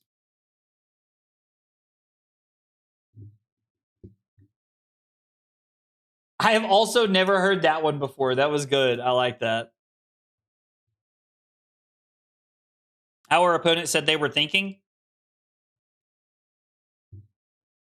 Probably have like an awkward, a little bit of a clunker going on. Also, don't know. Like, I know that some of you guys, like, you know, like some of you guys stick around and watch the Arc Raider streams, like afterwards, and I'm greatly appreciative of that. I do really appreciate it. But I don't know if you guys know who the Burnt Peanut is or not. I really like the Burnt Peanut. He is hilarious. He keeps me cackling all the time. Every time something happens and I'm like, that is me imitating the burnt peanut, which I'm not very good at. So, yo, you can take a damage, bro. Chill. My guy over here popping off on the main stage. Now I'm quoting Ninja. What's goop and fab? Ooh, you know what? That's actually a really cool question. I've never thought about that. I mean, because, you know, Gooper's gonna goop, baby. I don't know, man. That you've thrown me for one here. Kind of thrown me for a little bit of a curveball.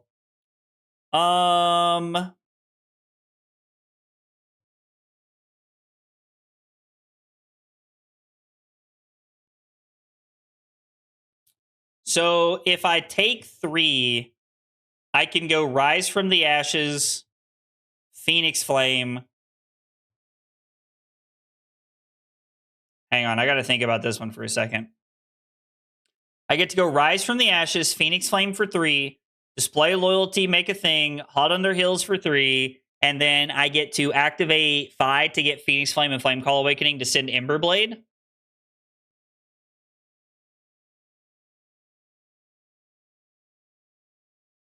That is 3, 6, 9, 12, as opposed to 9 block 2, so that's technically a better play. Plus, we have a lot of our equipment left.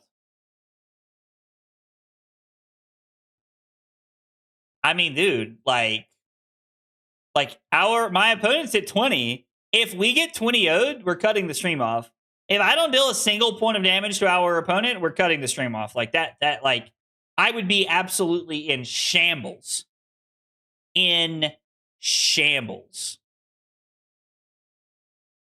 We could also just attack with this for 6 and pitch the Phoenix Flame. But, like, I guess it doesn't really matter, though, right? The goop should be best case scenario or play for your hand. I don't hate that either. I don't hate that. Like, the goop is when, you know, the goop is when you have a seismic surge floating and you win a trounce so that you have a might and a vigor and a surge, and then you get to play pitch 1 blue, throw Spinal Crush, so that now your hand is a 2-card 10 after you blocked 9.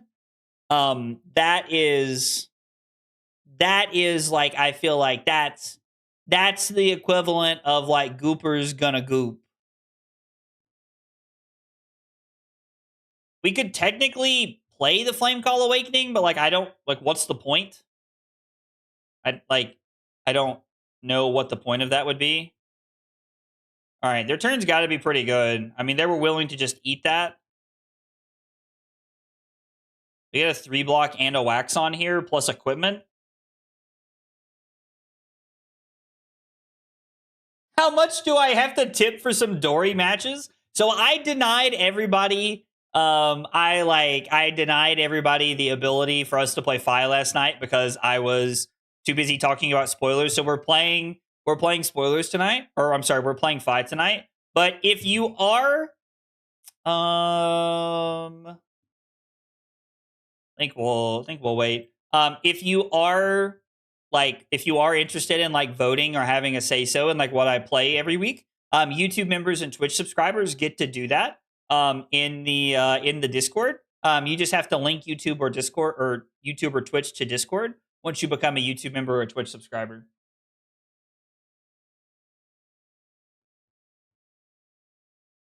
I mean, come on now. Can't blame a gooper for gooping. I love when things that I love cross over. Goop is rolling a 6 on Scab Skins. I'm here for that. I'm low key here for that. We're just gonna block like this. I mean, this is a 3-card 11. So we're 1 point above rate. I mean, I definitely don't want to give up wax on for this. I would really like for them to end with like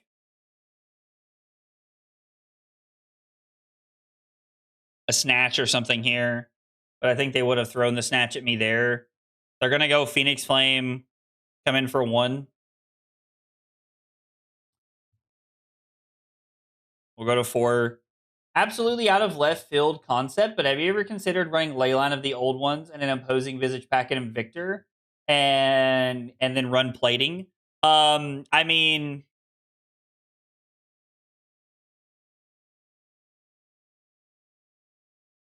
we can't go to 2 because we just died to the Fealty and Art of the Dragonfire. Right? Do I have to give wax on here?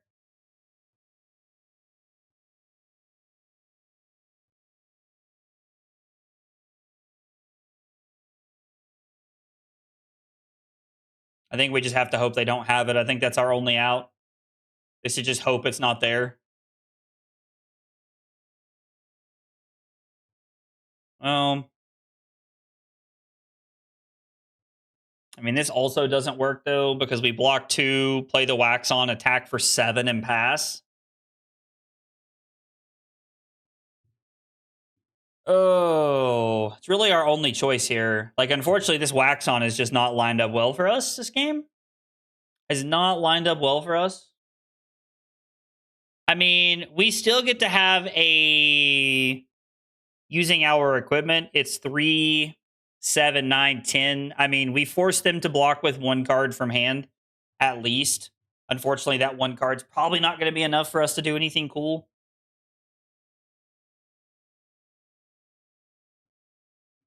Interesting.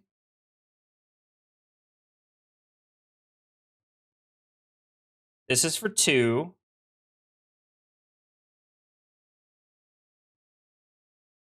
They go to 8. If they go to 4, I think we're supposed to activate Fai and send the Ember Blade off the cross strap. I know that sounds weird because we're giving up our second Phoenix Flame, but I think we just have to try and get aggressive. I don't think we have another choice. I think we have to put them to 1 and hope that we can, like... No, you're good, Trent. It was from the Bram with Cinderclaw, but you are good. No worries. We're never gonna get to keep Lava Burst.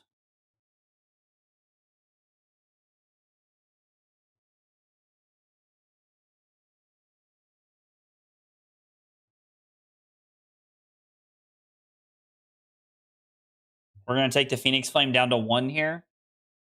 That's right. Be aggressive. Be aggressive. I love it. I love it. We go to 1.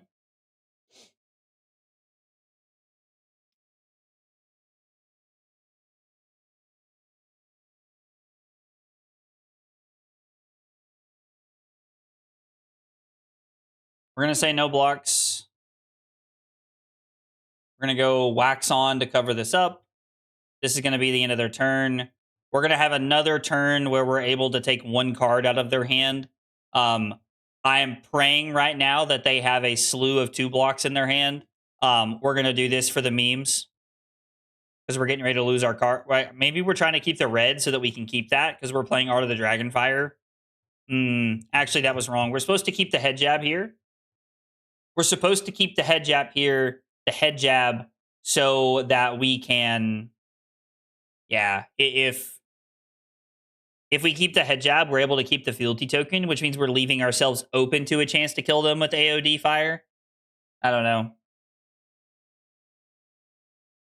Oh, no. Now we have all the 2 blocks.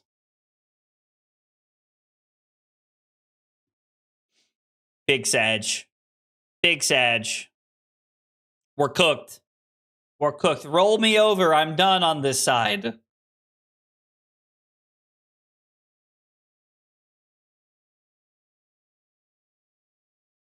You're telling me there's a chance. You're telling me there's a chance. Oh, yeah. Show me what you got. Now, they get to keep a full hand, which is not great.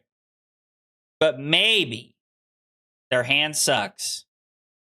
I don't even know how bad it would have to be. I'm assuming it'd have to be pretty bad. All right, they have a starter. That's not good.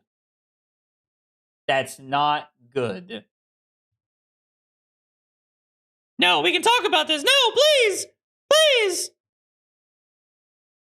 I'm just a boy. Damn. All right, well, going first kind of sucked there. We both kind of took turns having like a little bit of like awkward hands.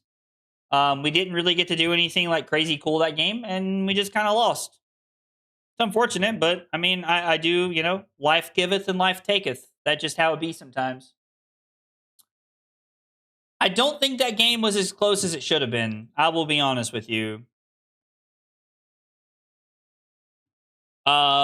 This is a mounting. Actually, this is probably wax on arcane polarity. So we definitely want polarity here, right? Because this is a 0 for 4. Now, the real question is, do we want wax on or do we want mounting anger? We're going first, so my gut tells me we want wax on. I think when we're going first, we want to try and set up and we want to look for as many good hands as possible. And if we were going second, I would probably bring in polarity and the mounting anger. Sending PF for 3 with Rake in hand was a way to get a cheeky win. Oh, yeah, they probably should have went for it. We're going to try it like this. I think this is more correct since we're going first, but I don't know for sure. We're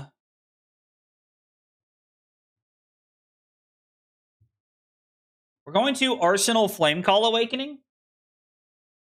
Ooh, they open Reaping Blade against us. Interesting. I would have suspected them on Starfall, but I guess I get it. This hand seems really good. I mean, we're going to no-block this, right?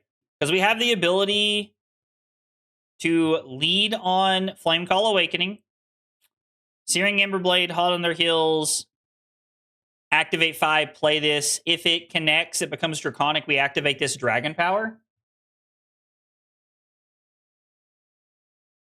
Win one so the folks will like the stream. Yo, Donnie, happy birthday. I did not know it was your birthday. Happy birthday, man. That's awesome. How young are you? How young are you, my friend? If you don't mind me asking.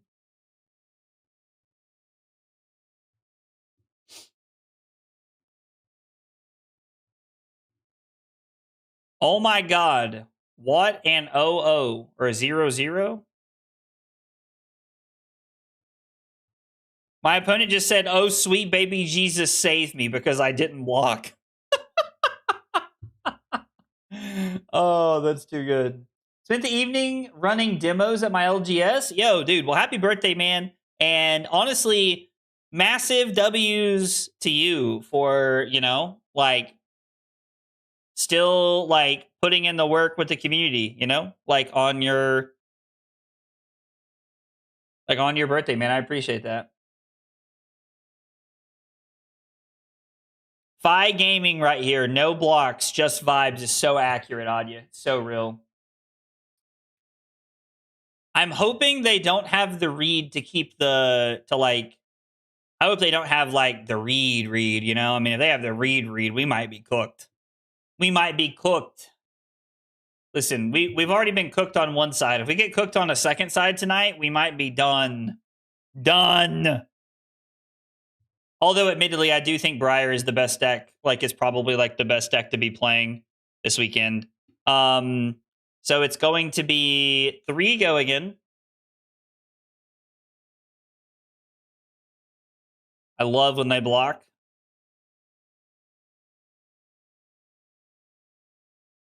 Coming in for 1. Getting aggressive. Making them think about it. Guys, thanks for hanging out. Thanks for being here. I appreciate you guys chilling tonight. Chilling out, maxing out, relaxing, all cool. Shooting some b-ball outside of the school and a couple of guys, they were up to no good. Started making trouble in my neighborhood. Come on, you guys got to know where that's from, right? I mean, that's like an all-time banger of a classic. Wow. Big Sag. We are going to let him block 4 here, though. And then it's going to be Cross Strap for 5. 5 big ones. Stop singing that. Why? I love that. I love that show. Dude, Fresh Prince is like a classic. I grew up watching Fresh Prince. I love that show. It is very powerful. It is very powerful.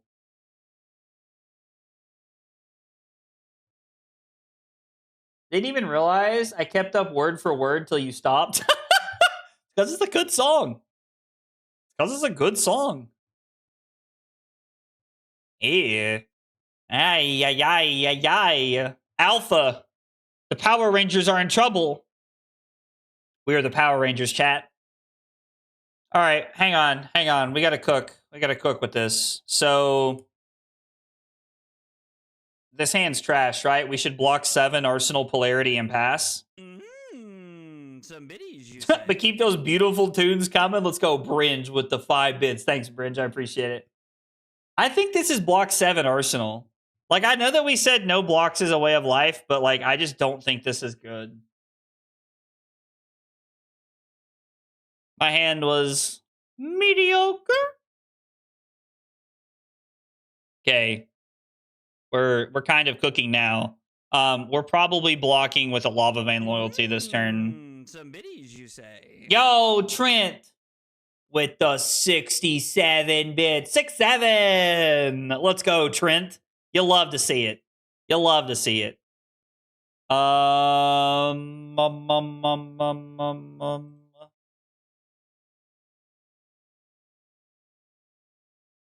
Yeah, I mean, this seems cool. We're taking arcane damage this turn. I do not believe we have, unfortunately. Rise from the Ashes as a starter. We're going to crash the boards for 3.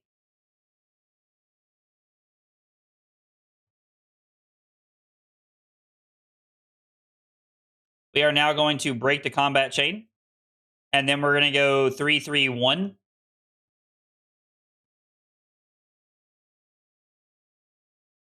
How long should we wait for tigers, you think? Like, when should we hit them with the tiger? My wife said 6-7 for the first time 2 nights ago. I thought my own home was the last safe place. Oh, dude, your wife's a G for that. That's awesome, Donnie. That's hilarious. Any changes to the list after a Florian Jew yesterday? Heartless, I know that was you, dog. You don't get to come in here and act like somebody else was just out here running around torturing me. Like, that was you, dog. That was you. I will say I did add Rise Up to the deck to try to make it a little bit more, like, consistent with the fatigue package.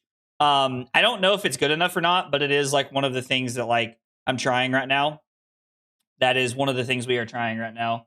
I know that I had it in my deck when we played the other day, but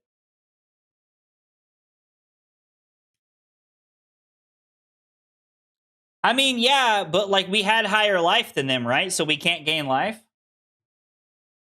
But yeah, but Reaping Blade's in play, and we have higher life. They waited intentionally so that we would have higher life. It was actually a very intelligent play.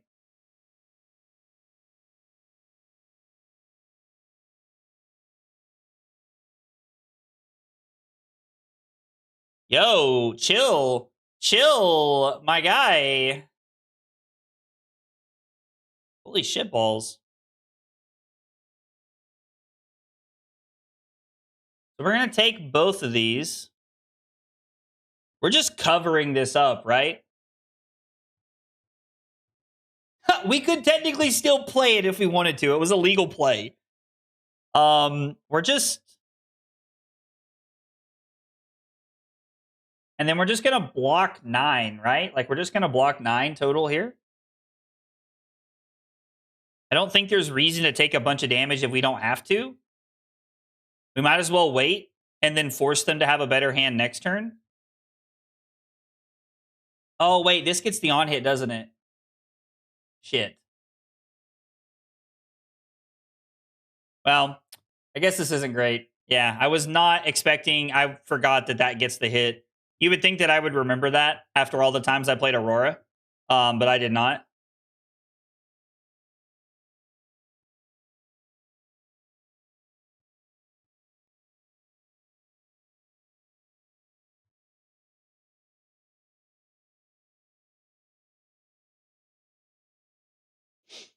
Mm,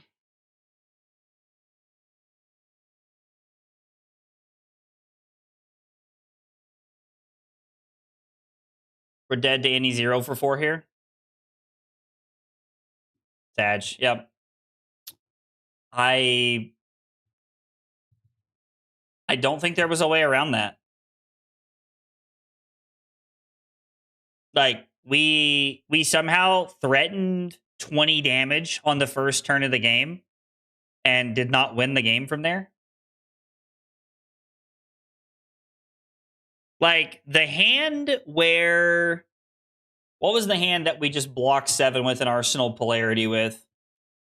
Like that was the first time we drew Fire that burns within and we did not have a way to play it. That felt kind of like some like unfortunate like bricky hands. So you get nothing. You lose. Good day, Day, sir. I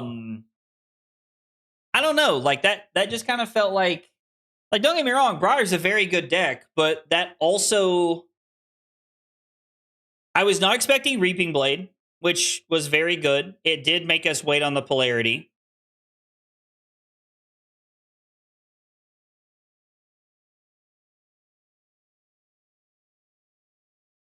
You can still fire pitch blue. I mean, our equipment block, would that have I mean, I guess would the burn up and shock have mattered? If I block with all those cards and I have my equipment block, they don't push that, so it was a bad equipment block early.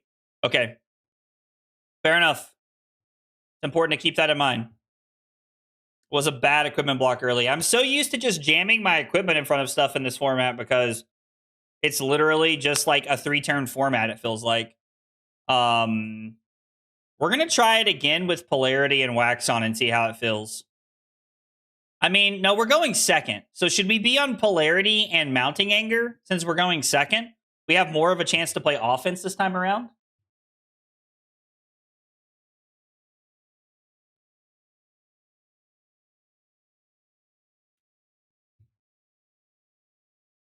Maybe we're supposed to be on Wax on, though. There are a lot of 0 for 4s in their deck. 1 Polarity, 1 Wax. You know what? I'm in. Let's try it.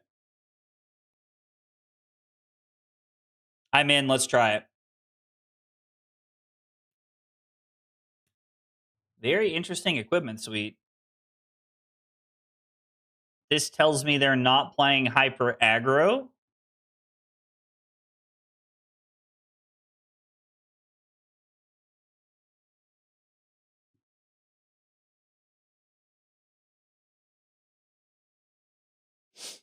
At least it feels like they're not playing hyper aggro. That would be my guess here.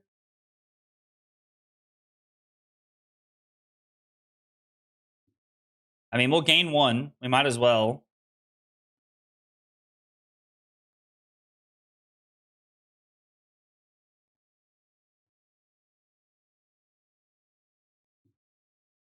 We're going to Arsenal the display loyalty here. Why are you not playing Aurora? Well, we're playing Fai because that's what YouTube members and Twitch subscribers voted to play, was Fai tonight. But if I was going to play Runeblade, Briar's just better Runeblade. And I am testing for calling San Diego right now. So I'm not just trying to like play the decks that I like. I do think there is like a real chance that Fai is like a good deck.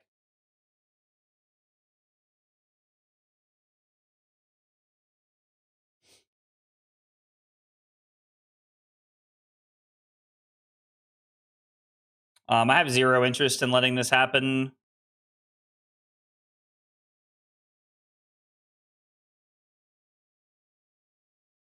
And yeah, I guess Arsenling Rise from the Ashes pans out better. It's a better setup card. Because if I...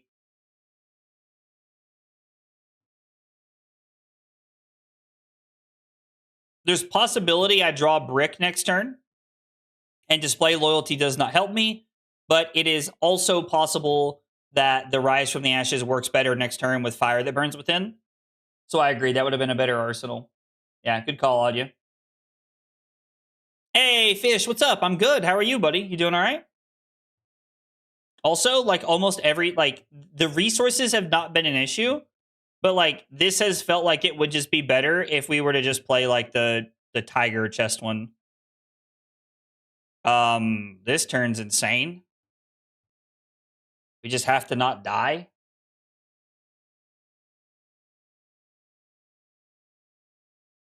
We're gonna take 4 and go to 17 here. Because we're gonna end on Art of the Dragonfire. Like, this turn is very, very good.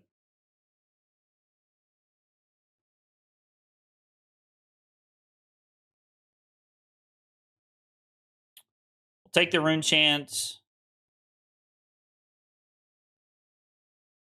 We'll go to 13 here. They've already made an embodiment, so, like, we're not trying to deny them that.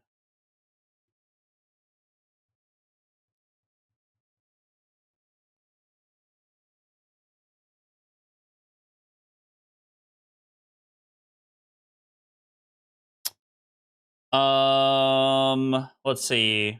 We're gonna have a very good turn. Like, the game is probably gonna be over in the next turn or two.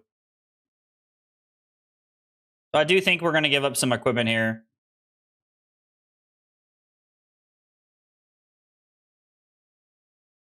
Even if this is something like a Snatch, we can give Lava Burst and Tearing Shuko here, which is what I'm playing around.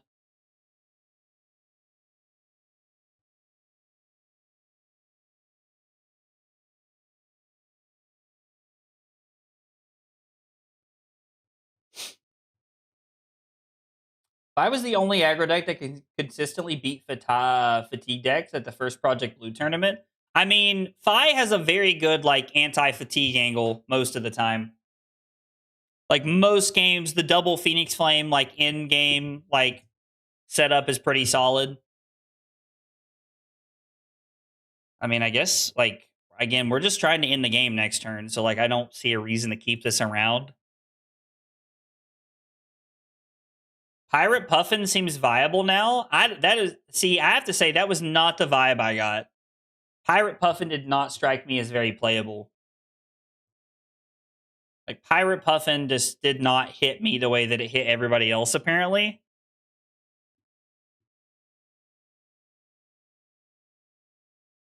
I'm very glad we arsenaled the Display Loyalty here, because if we hadn't, we wouldn't be able to, like, make this turn work the way that it's going to. At least not without needing the resource from the cross strap here. I'm sure they'll just block with the headpiece here. At some point this turn.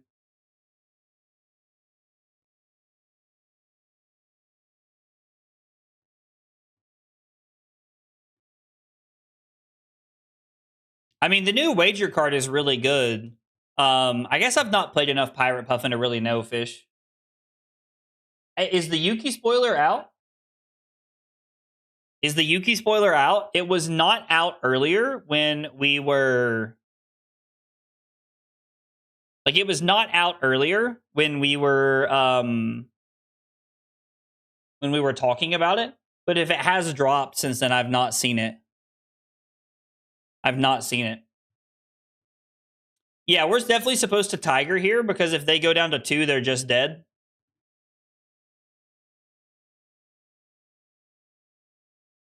And then even now, them blocking requires them to give us...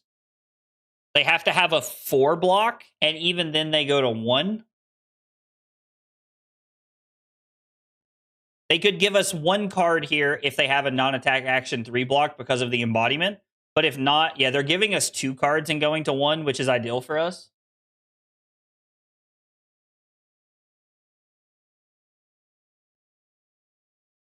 Who is making the crazy face in chat right now, like the surprised face? Wait, high current currency is in the antiquity pack? The generic action card?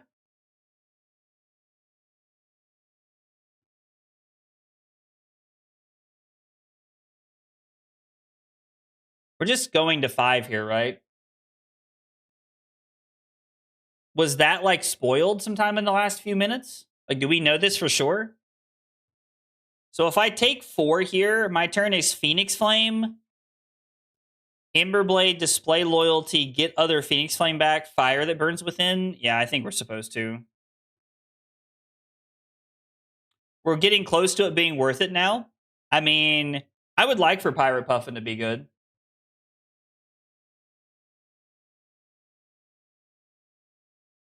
Drawing Spare Phoenix sad, always drawing burns, actually happy. Oh, for sure. Like, it works out really well here because, like, this is really going to pressure their hand in a powerful way. I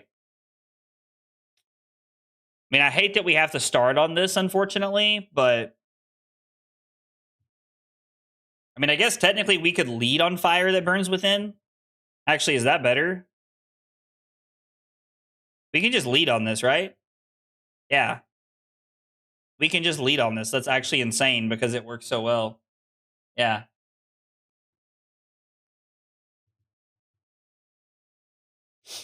Why? Because I'm a bag nut, Nadia. Like,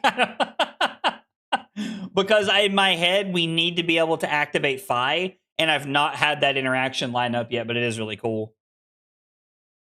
Doesn't mean boosts won't be better, but you know, I mean, that's fair, Fish. I get that. Anya said I almost had a heart attack. Okay, I'll check my DMs out here in just a second. Thanks for letting me know.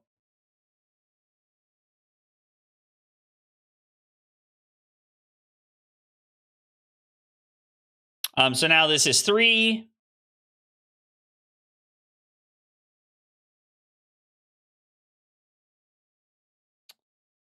Let's get physical, physical.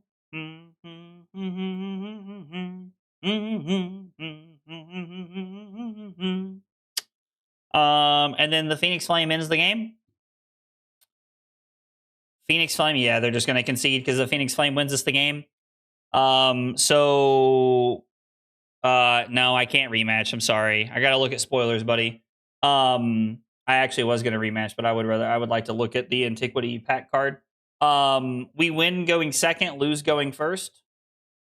I mean, that math be mathing. All right, let's take a look at this card that Dot sent over. Some biddies, you say? What is this? Can we rotate this on Discord? Of course, I can't rotate this. Sorry, guys. Yo, Bringe with the bits. Let's go with the 5 bits, Bringe. Thank you. This is a playmat. How do we know this is an Antiquity card? Be a part of spoiler season, so thanks, LSS. And holy moly, looking at this Antiquity border. Oh, is it an Antiquity border? Is it an Antiquity border? Oh, need to open the tweet?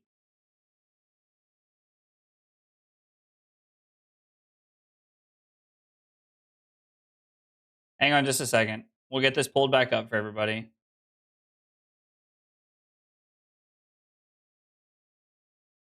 Well, I don't want to do it that way. Sorry. I want them to be together. Easy. Okay, so there's the playmat. Oh, is it the creator promo? Is that what this is? Is this the creator promo Antiquity card?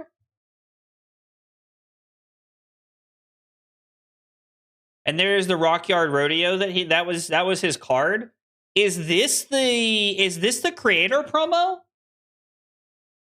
Is this in the packs or is this the creator promo?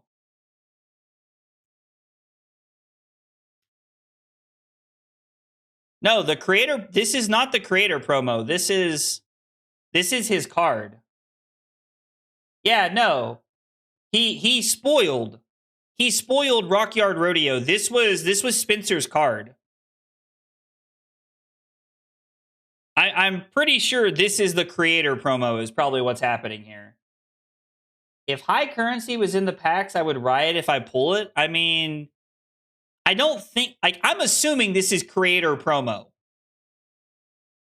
Like, so hang on real quick. Let me show you guys something.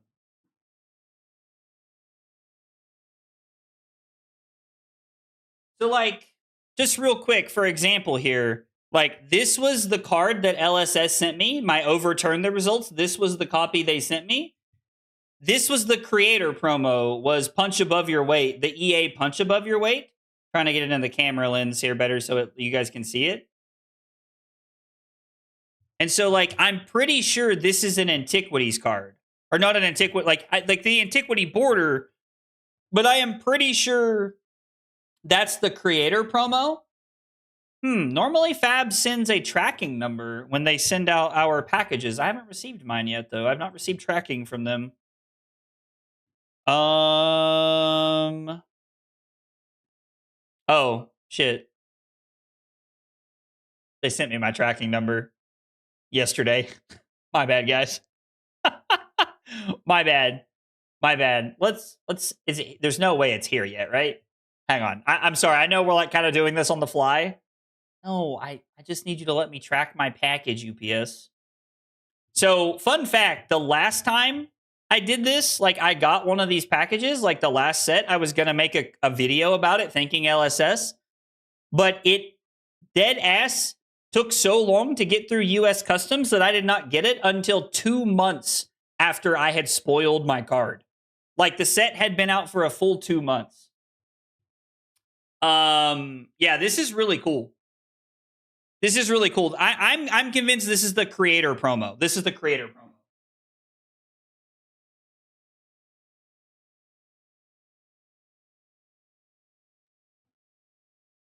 Okay, Yuki spoiler just dropped. Did I see that too? We said Yuki spoiler just dropped. Let me find it really quick.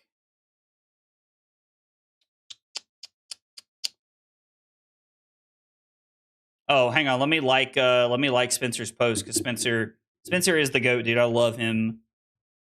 I think I follow Yuki Lee Bender. Is it on her Twitter, I assume? Excited to share Rune Snare. All right, you guys ready? Let's do this. All right, here we go. Yuki's card, Rune Snare, is a 0-cost ranger action trap that blocks 2. Your next arrow attack this turn gets +3. Go again. When this defends and the attacking hero has played or created 2 or more auras this turn, destroy an aura they control. So this is another way that they can actually, like, we can blow up auras by defending with this because it's a trap or it's a buff. I really like this buff or trap thing that they're doing. I really like that a lot. We're gonna like Yuki's post. Like to support other creators when I can. I mean, this like buff and or like trap thing that they're doing with Ranger, it's a vibe. I'm here for it. Yeah, I love that they don't have to be tokens. I like that this is like just like a thing. I don't know. You can nuke suspense auras. Shh. Top it. Don't tell them. I'm about to get back on my Lyeth kick. We don't need to be blowing up auras now. Come on now. Prism hate yum. I mean, I like this. This is cool. I like the new traps as dual use. They feel like bricks if your opponent just doesn't attack into you. Yeah, they feel less like bricks is so accurate. Like this like versatility for Ranger is truly exactly what they needed. I really like it. All right. I'm glad that we're getting to see more spoiler cards. That's awesome. All right, let's jump back in and play some more games here. We still got a while. There will not be any Arc Raiders tonight. Doing some testing for San Diego with the team, so there will not be any Arc Raiders tonight. Yeah, even at 2-block, I like it. Blowing up Basilio's auras is like not always the best thing, but it can be good. I'm interested in Riptide Sage now because of it. I'm here for that, Nathaniel. I'm here for that. I think they'll go first if I had to guess. Oh no, I'm gonna go first. So we want reinforce the line, and I think we want mounting anger, right? Like we want things that force them into blocking, and I think we also want to be able to cover this up. So bringing in reinforce the line and mounting anger seems fine here. I don't think this is a rake over the coals matchup. I don't think we need rise up here necessarily. I think mounting anger to be aggressive is probably better, is what we're looking to do.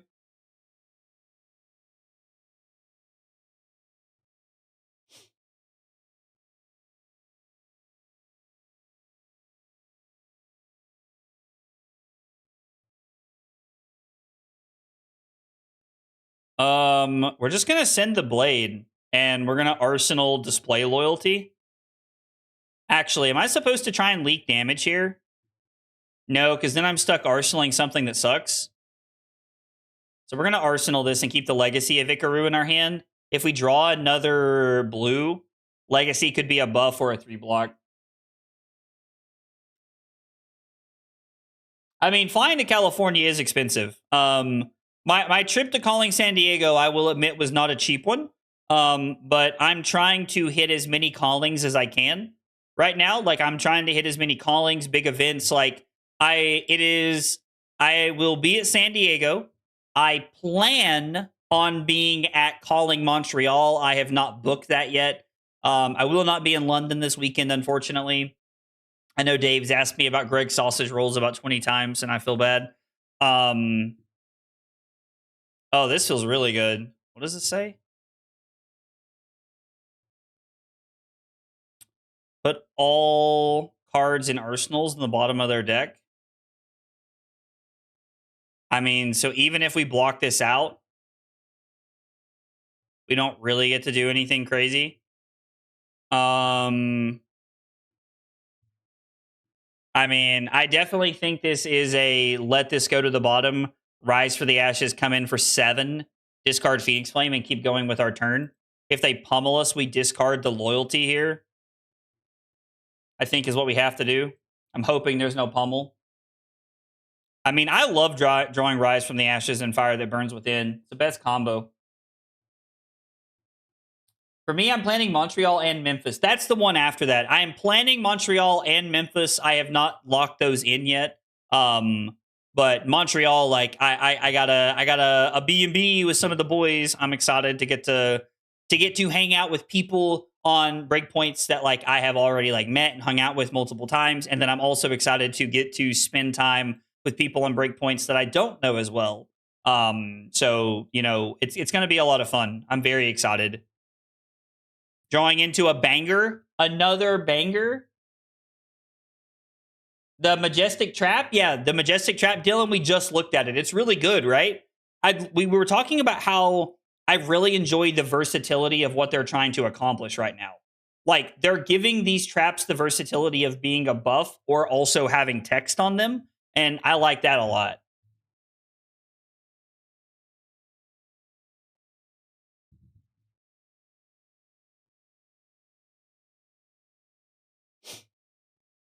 I mean, we're just going to try and push some damage here. I'm hoping this isn't Boulder Drop, but they're over there like, the boulder fears no child.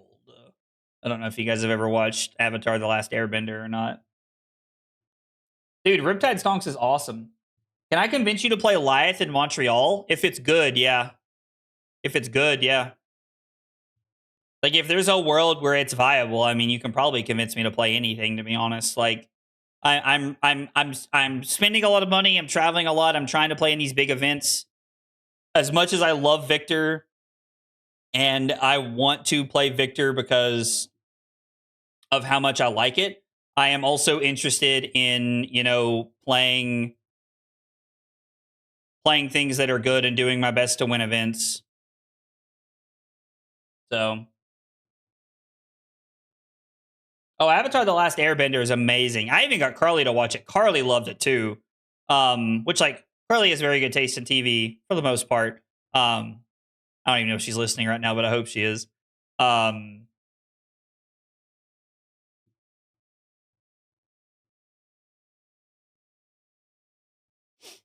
Mm.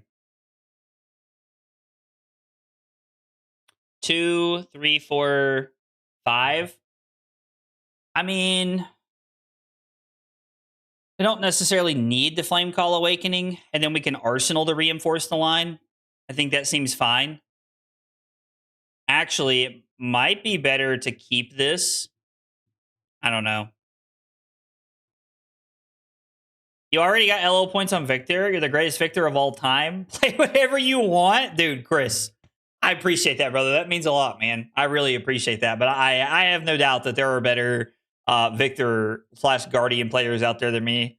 There's a lot of really good people that play Victor. So I like, there is not a doubt in my mind that there are Victor players who are just like above and beyond. Wyatt has an angle here. Gravy matchup still not great, but maybe we can see his reps. I mean, Gravy's getting a lot of cards. I'm not expecting to see his like representation fall off by any means. I mean, I don't know.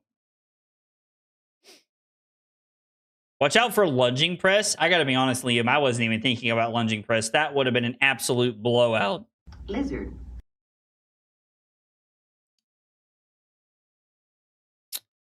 I'm going to leave the resource floating before we throw the Phoenix Flame. Oh, dog. Because I wanted them to think about it. Their hand must not be very good. They must not have any disruption. Yes, I will be in Yokohama. So like the next big events that I have planned right now that I can at least speak of now is I plan on being at ew.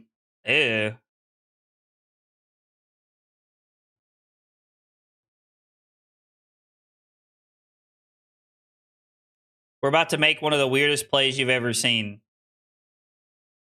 And it is vibe based entirely. If they attack us with hammer, I'm blocking Helm. If they throw something from Arsenal, we're gonna give up. All right, we have to think about this one for a second. This is a really bad hand. I'm thinking about blocking Flame Call Awakening. All right, hang on. But yeah, I will be at San Diego, Montreal, Memphis, and Yokohama are the ones I'm planning on hitting. And then I'll probably be at US Nationals, and I'll definitely be at Pro Tour Vegas. I've never passed up a chance to go to Vegas. All right. If we keep this hand, if I block 1 and take 4, we go Blaze Headlong, play Reinforce the Line.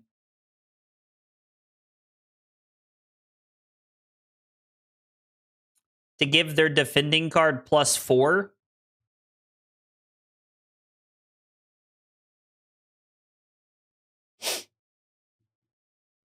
It's a risky line.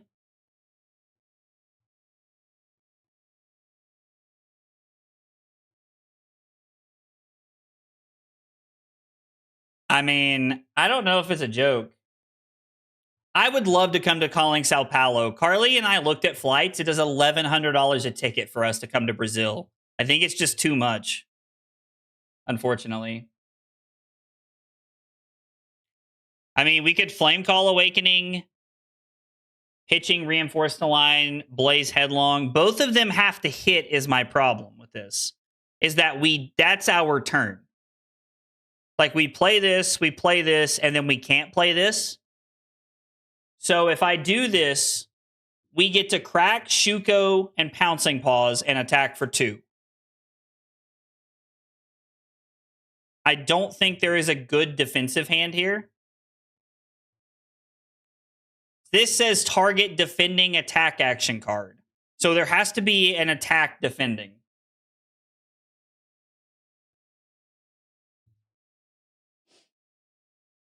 I think we're gonna risk it a little bit here. Oh, I agree, Dot. This is why the other chest is really good. The other chest would be insane right here.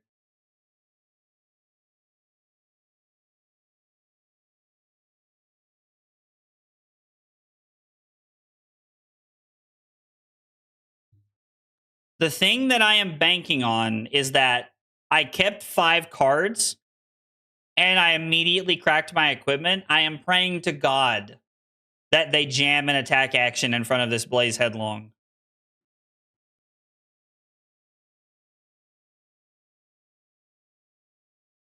Okay, if I play Flame Call Awakening first. Actually, sorry. Is there a better line here? Can I crack a fealty and make this happen?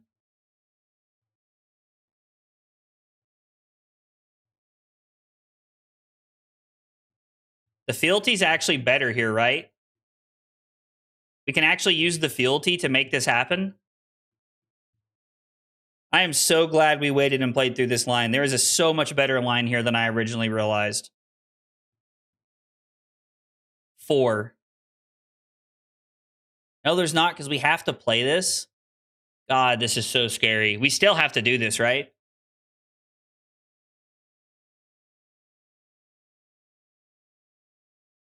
Like, I think we still have to play it this way. Oh, thank God. Okay, we're going to play Reinforced Salon as a way to give this a go again.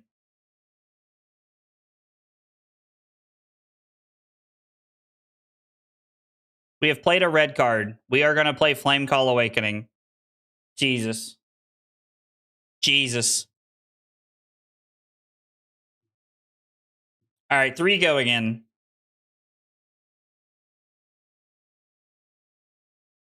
He's going to have Shadow Ranger, Van Helsing looking guy from Bolton Shot. It could, Cole. I have no idea. I'm really curious to know what Monarch 3 is going to have in it. I'm really curious to know what Monarch 3 is going to have in it. I mean, at one point they also said the first set of 2026, didn't they, was going to be that? We did get there, but like, man, let me tell you. Surely there'll be other events in the future. So, Geese, I'm really hoping there is. Like, one, I would love to come to Brazil. Like, I would absolutely love to come to Brazil. So I am really hopeful that there is a world where we are able to make it there someday. I think Carly and I would both love to come to Brazil and to just see like the area and the culture and everything. Just like flights right now are just unfortunately so expensive for us that like it's so hard to do all of these other things we're planning already and spend $2,200 on flights to Brazil. So, but one day, I would like for there to be another Go Wide Ranger. I think that would be cool.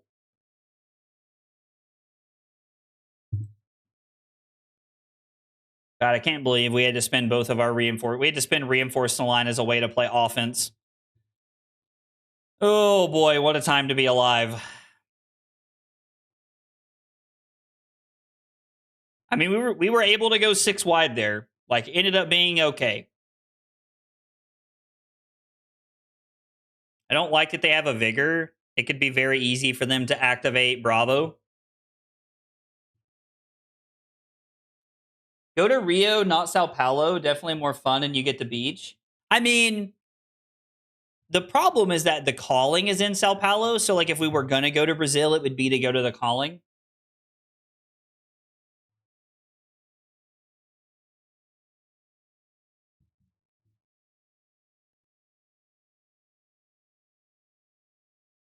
No!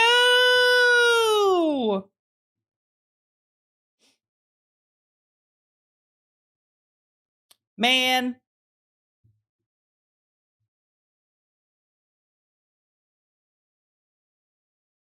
I do not think there was a better line that turn. If you are watching this now and you want to go back and check, or if you're watching the VOD later, I'd be curious to know if you can find a better line there.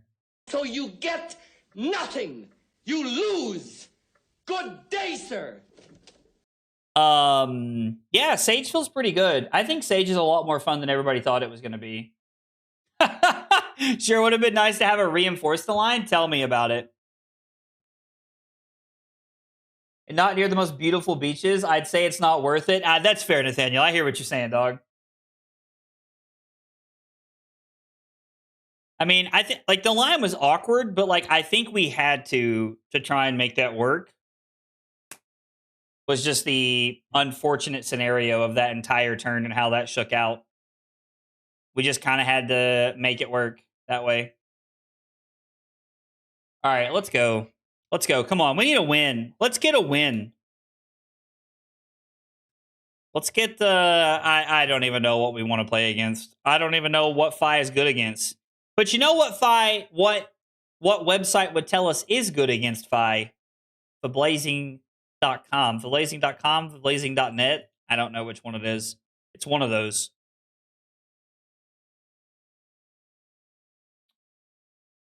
I mean, one reinforced line could maybe be better in those matchups. My issue with the way that I'm sideboarding cards is I truly don't know, like, what. I truly don't know a lot of the times, like, I truly don't know sometimes, like, what other sideboard cards we could be playing.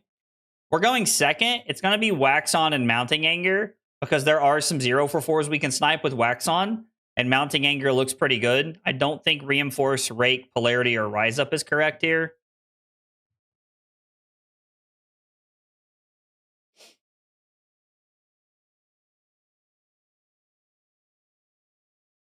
I think I'm lagging. Uh-oh. I think we're lagging, chat. I hope it's Talishar and not the stream. It does not look like it's the stream. Looks like the bitrate is good on the stream. Looks like it might be Talishar.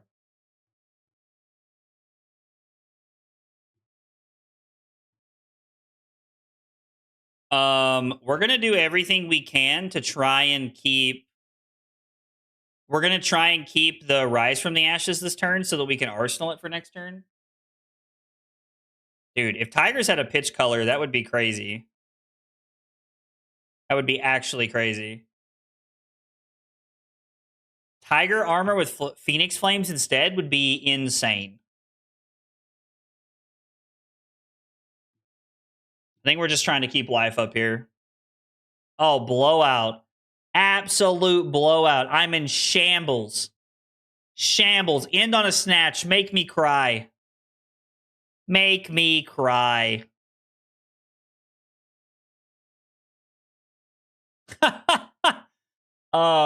Are we about to... Wow.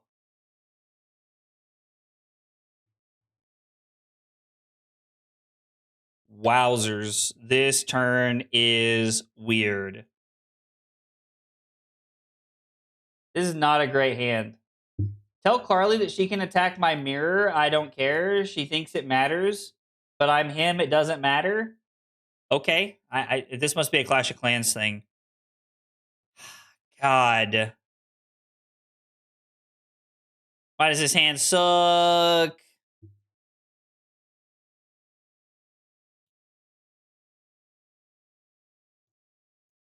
There's no way we're just giving up this value, right?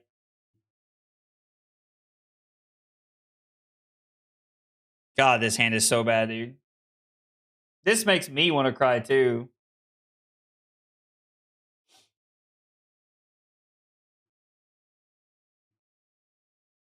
I think we're cracking arms because we're losing 2 value here.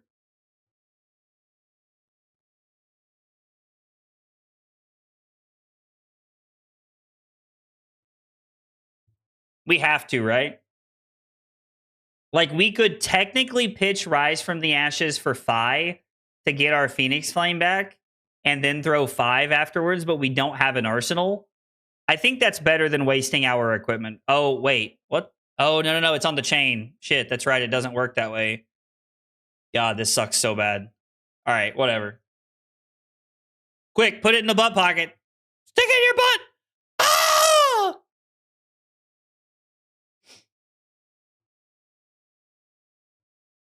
God, this sucks. That feels so bad. Oh my God, Madagon had everything that turn. Brother went back to 21. We're cooked. Absolutely cooked.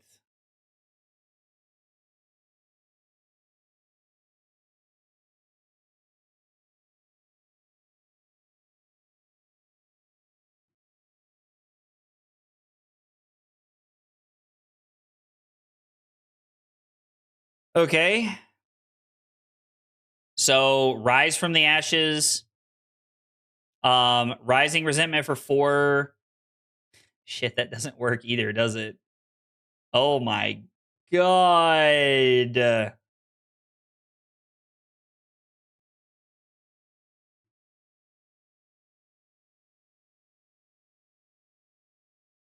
My god, this is so bad. We like I gotta tell you, I'm in danger. this is not good, boys. Chief called. This ain't it.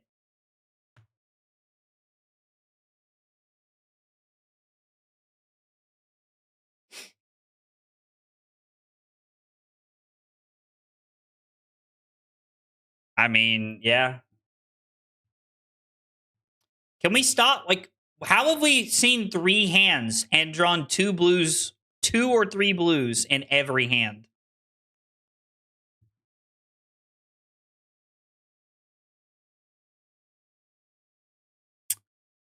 Hang on.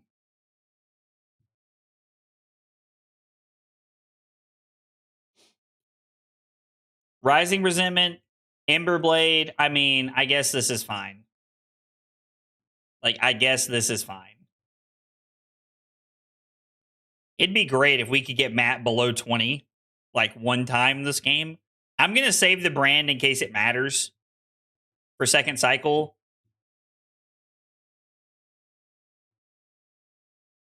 I don't know that it's going to, but we're going to hang on to it in case it does. Yeah, this Ira list looks pretty good, though. Like, to be fair, like, our draws have looked like garbage water this game, but, like, Matt's Iris list has Ira list has looked pretty good this game. It's just bad in a Briar, though, right? Like, this is just a bad deck in a Briar. Oh, I like Madagon. He's so cool. Madagon's a really cool guy. I had a chance to meet actually had a chance to meet Matt last year when I went to PT London. We had a chance to catch up. He's super chill in person as well.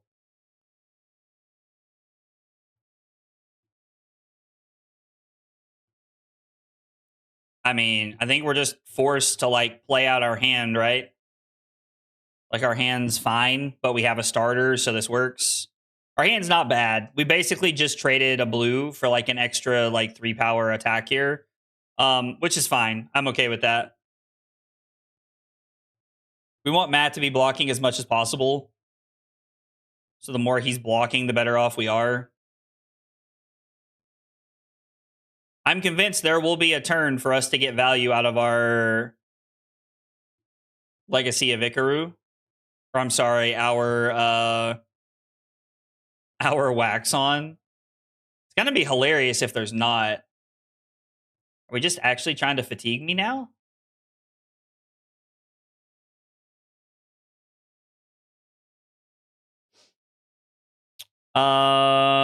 We put a brand back in the deck. Is there any world that we want to like? Matt's been blocking a lot. I think we're going to go 3/3 Art of the Dragonfire, and we're going to put the Mounting Anger back in the deck, which is fine for second cycle.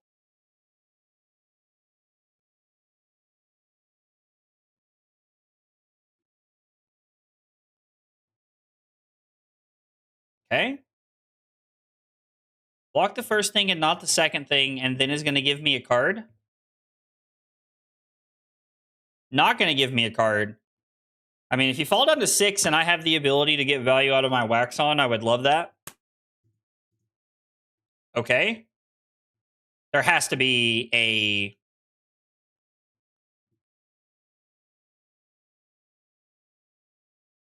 I love this. We can end on the dragon power.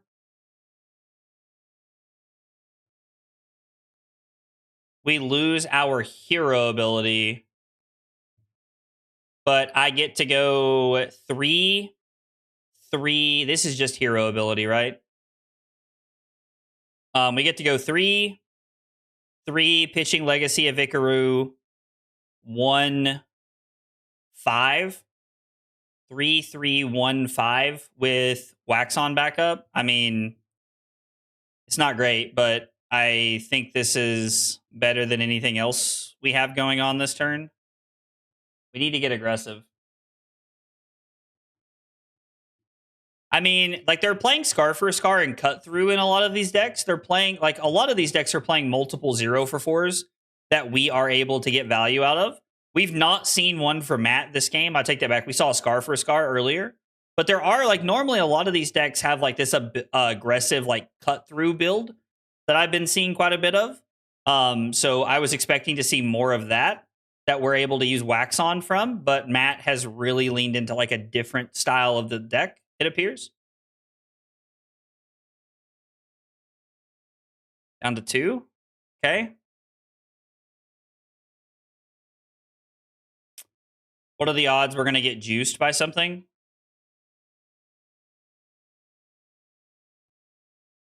We have both of our Phoenix Flames over there. I think we're just looking to take this. Hopefully there's no buff here. I don't think we can play around there being a buff, to be honest. Block with the Flame Call Awakening.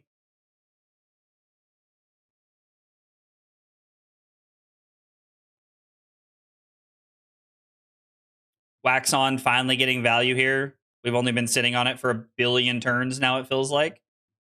3 go again. Finally, we're getting some value here. 3. We can use our Fire that burns within. I gotta be honest with you, this does not feel like a game we should have been in, so I am a little surprised that we are even in a position to make anything happen. I really wish we could throw this.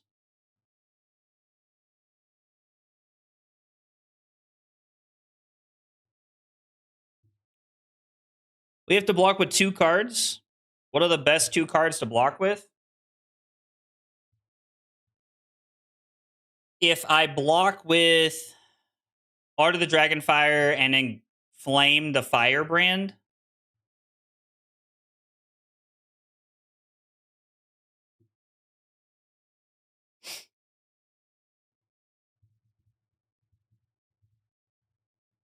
I clicked on thanks for the game the first time. Like, I mean, we have to block with 2 cards. So I think if we block with Art of the Dragonfire and Inflame the Firebrand,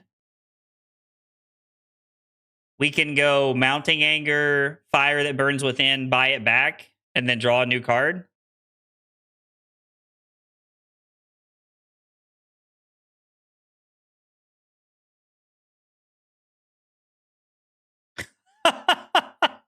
Matt just said it's all good. Don't know how I'm not dead. Why didn't I just throw what? The 1-for-4? Because I didn't have any resources floating. If you're talking about last turn, it's because I didn't have anything floating.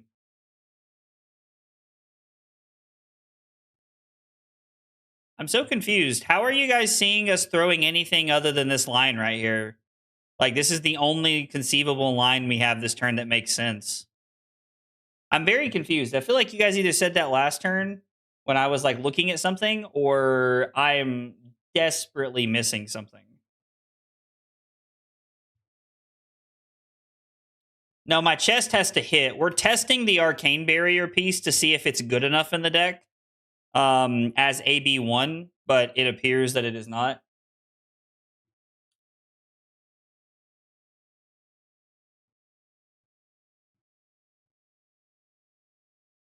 The AB1 piece has been more of a hindrance than anything, to be honest.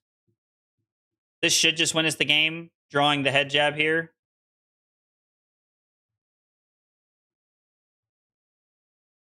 Okay.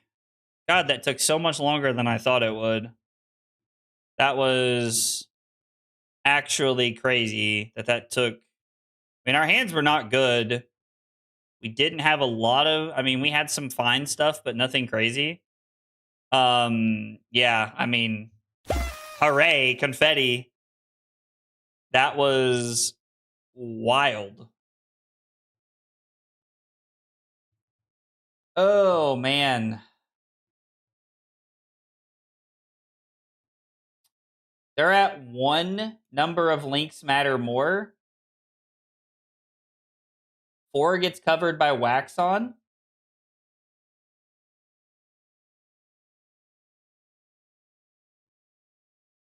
Adya, I'm so confused on what you're saying, buddy. Like, I'm not sure what you're saying. Like, Adya, like, at that last turn, there was no other playable line. We would have had to have went 2-2-3. But none of that. Block mounting and Art of Dragon Fire, so we keep blue, the 0 for 2, and the 1 for 2. So we go 1 for 2, burns for 2, searing for 3, inflame for 2, phoenix form for 1. So your line is 2-3-2-1, and my line was 4 into 4. Yeah, but my line also takes all 4 cards because there's not a singular card in his deck that gives him the ability to cover up 4 with 1 card. Like, Wax On blocks for 3. All of our cards were 1 cost that turn. I mean, like your line is like also fine, but like they were 6 and 1 1/2 dozen in the other there, right? That run the pirate 4 block? Oh, okay, so the pirate 4 block would have been a blowout. And then we were leaving it up to chance off the top of the deck of what I drew. So, okay. All right, fair enough. That makes sense. That makes sense. So after doing some testing tonight, I definitely made some mistakes along the way. I do think the deck is pretty solid. I do think this deck is really good. We should definitely replace the chest with the blood scent. Like, the AB one is just not worth it. Which means we can just like play these as AB when we need them into other matchups. We can just remove these from the sideboard. We don't need them. Mounting Anger was pretty good from the sideboard tonight. I don't know. We had some good draws and we had some clunky ones.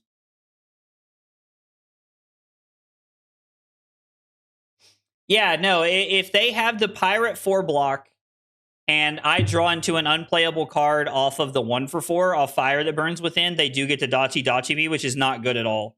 Like, I definitely hear what you're saying. I definitely hear what you're saying.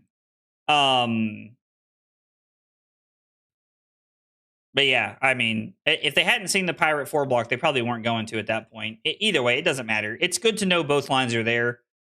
Yeah, I don't know. Like, the deck seems good. I like it. We might try cutting Rise Up and playing Red Hot, like we talked about earlier.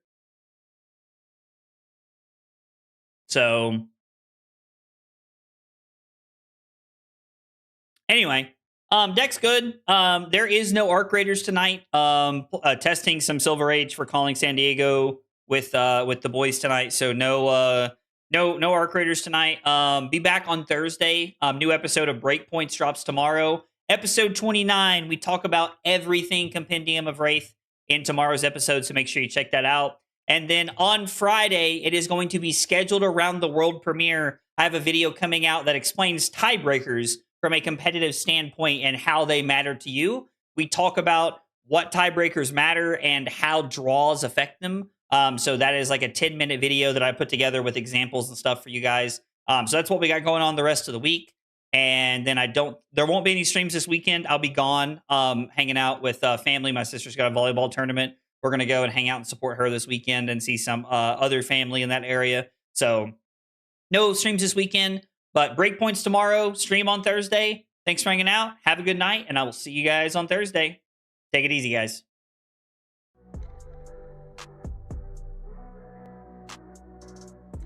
full access to roast me. You have another like 60. I guess you could say you have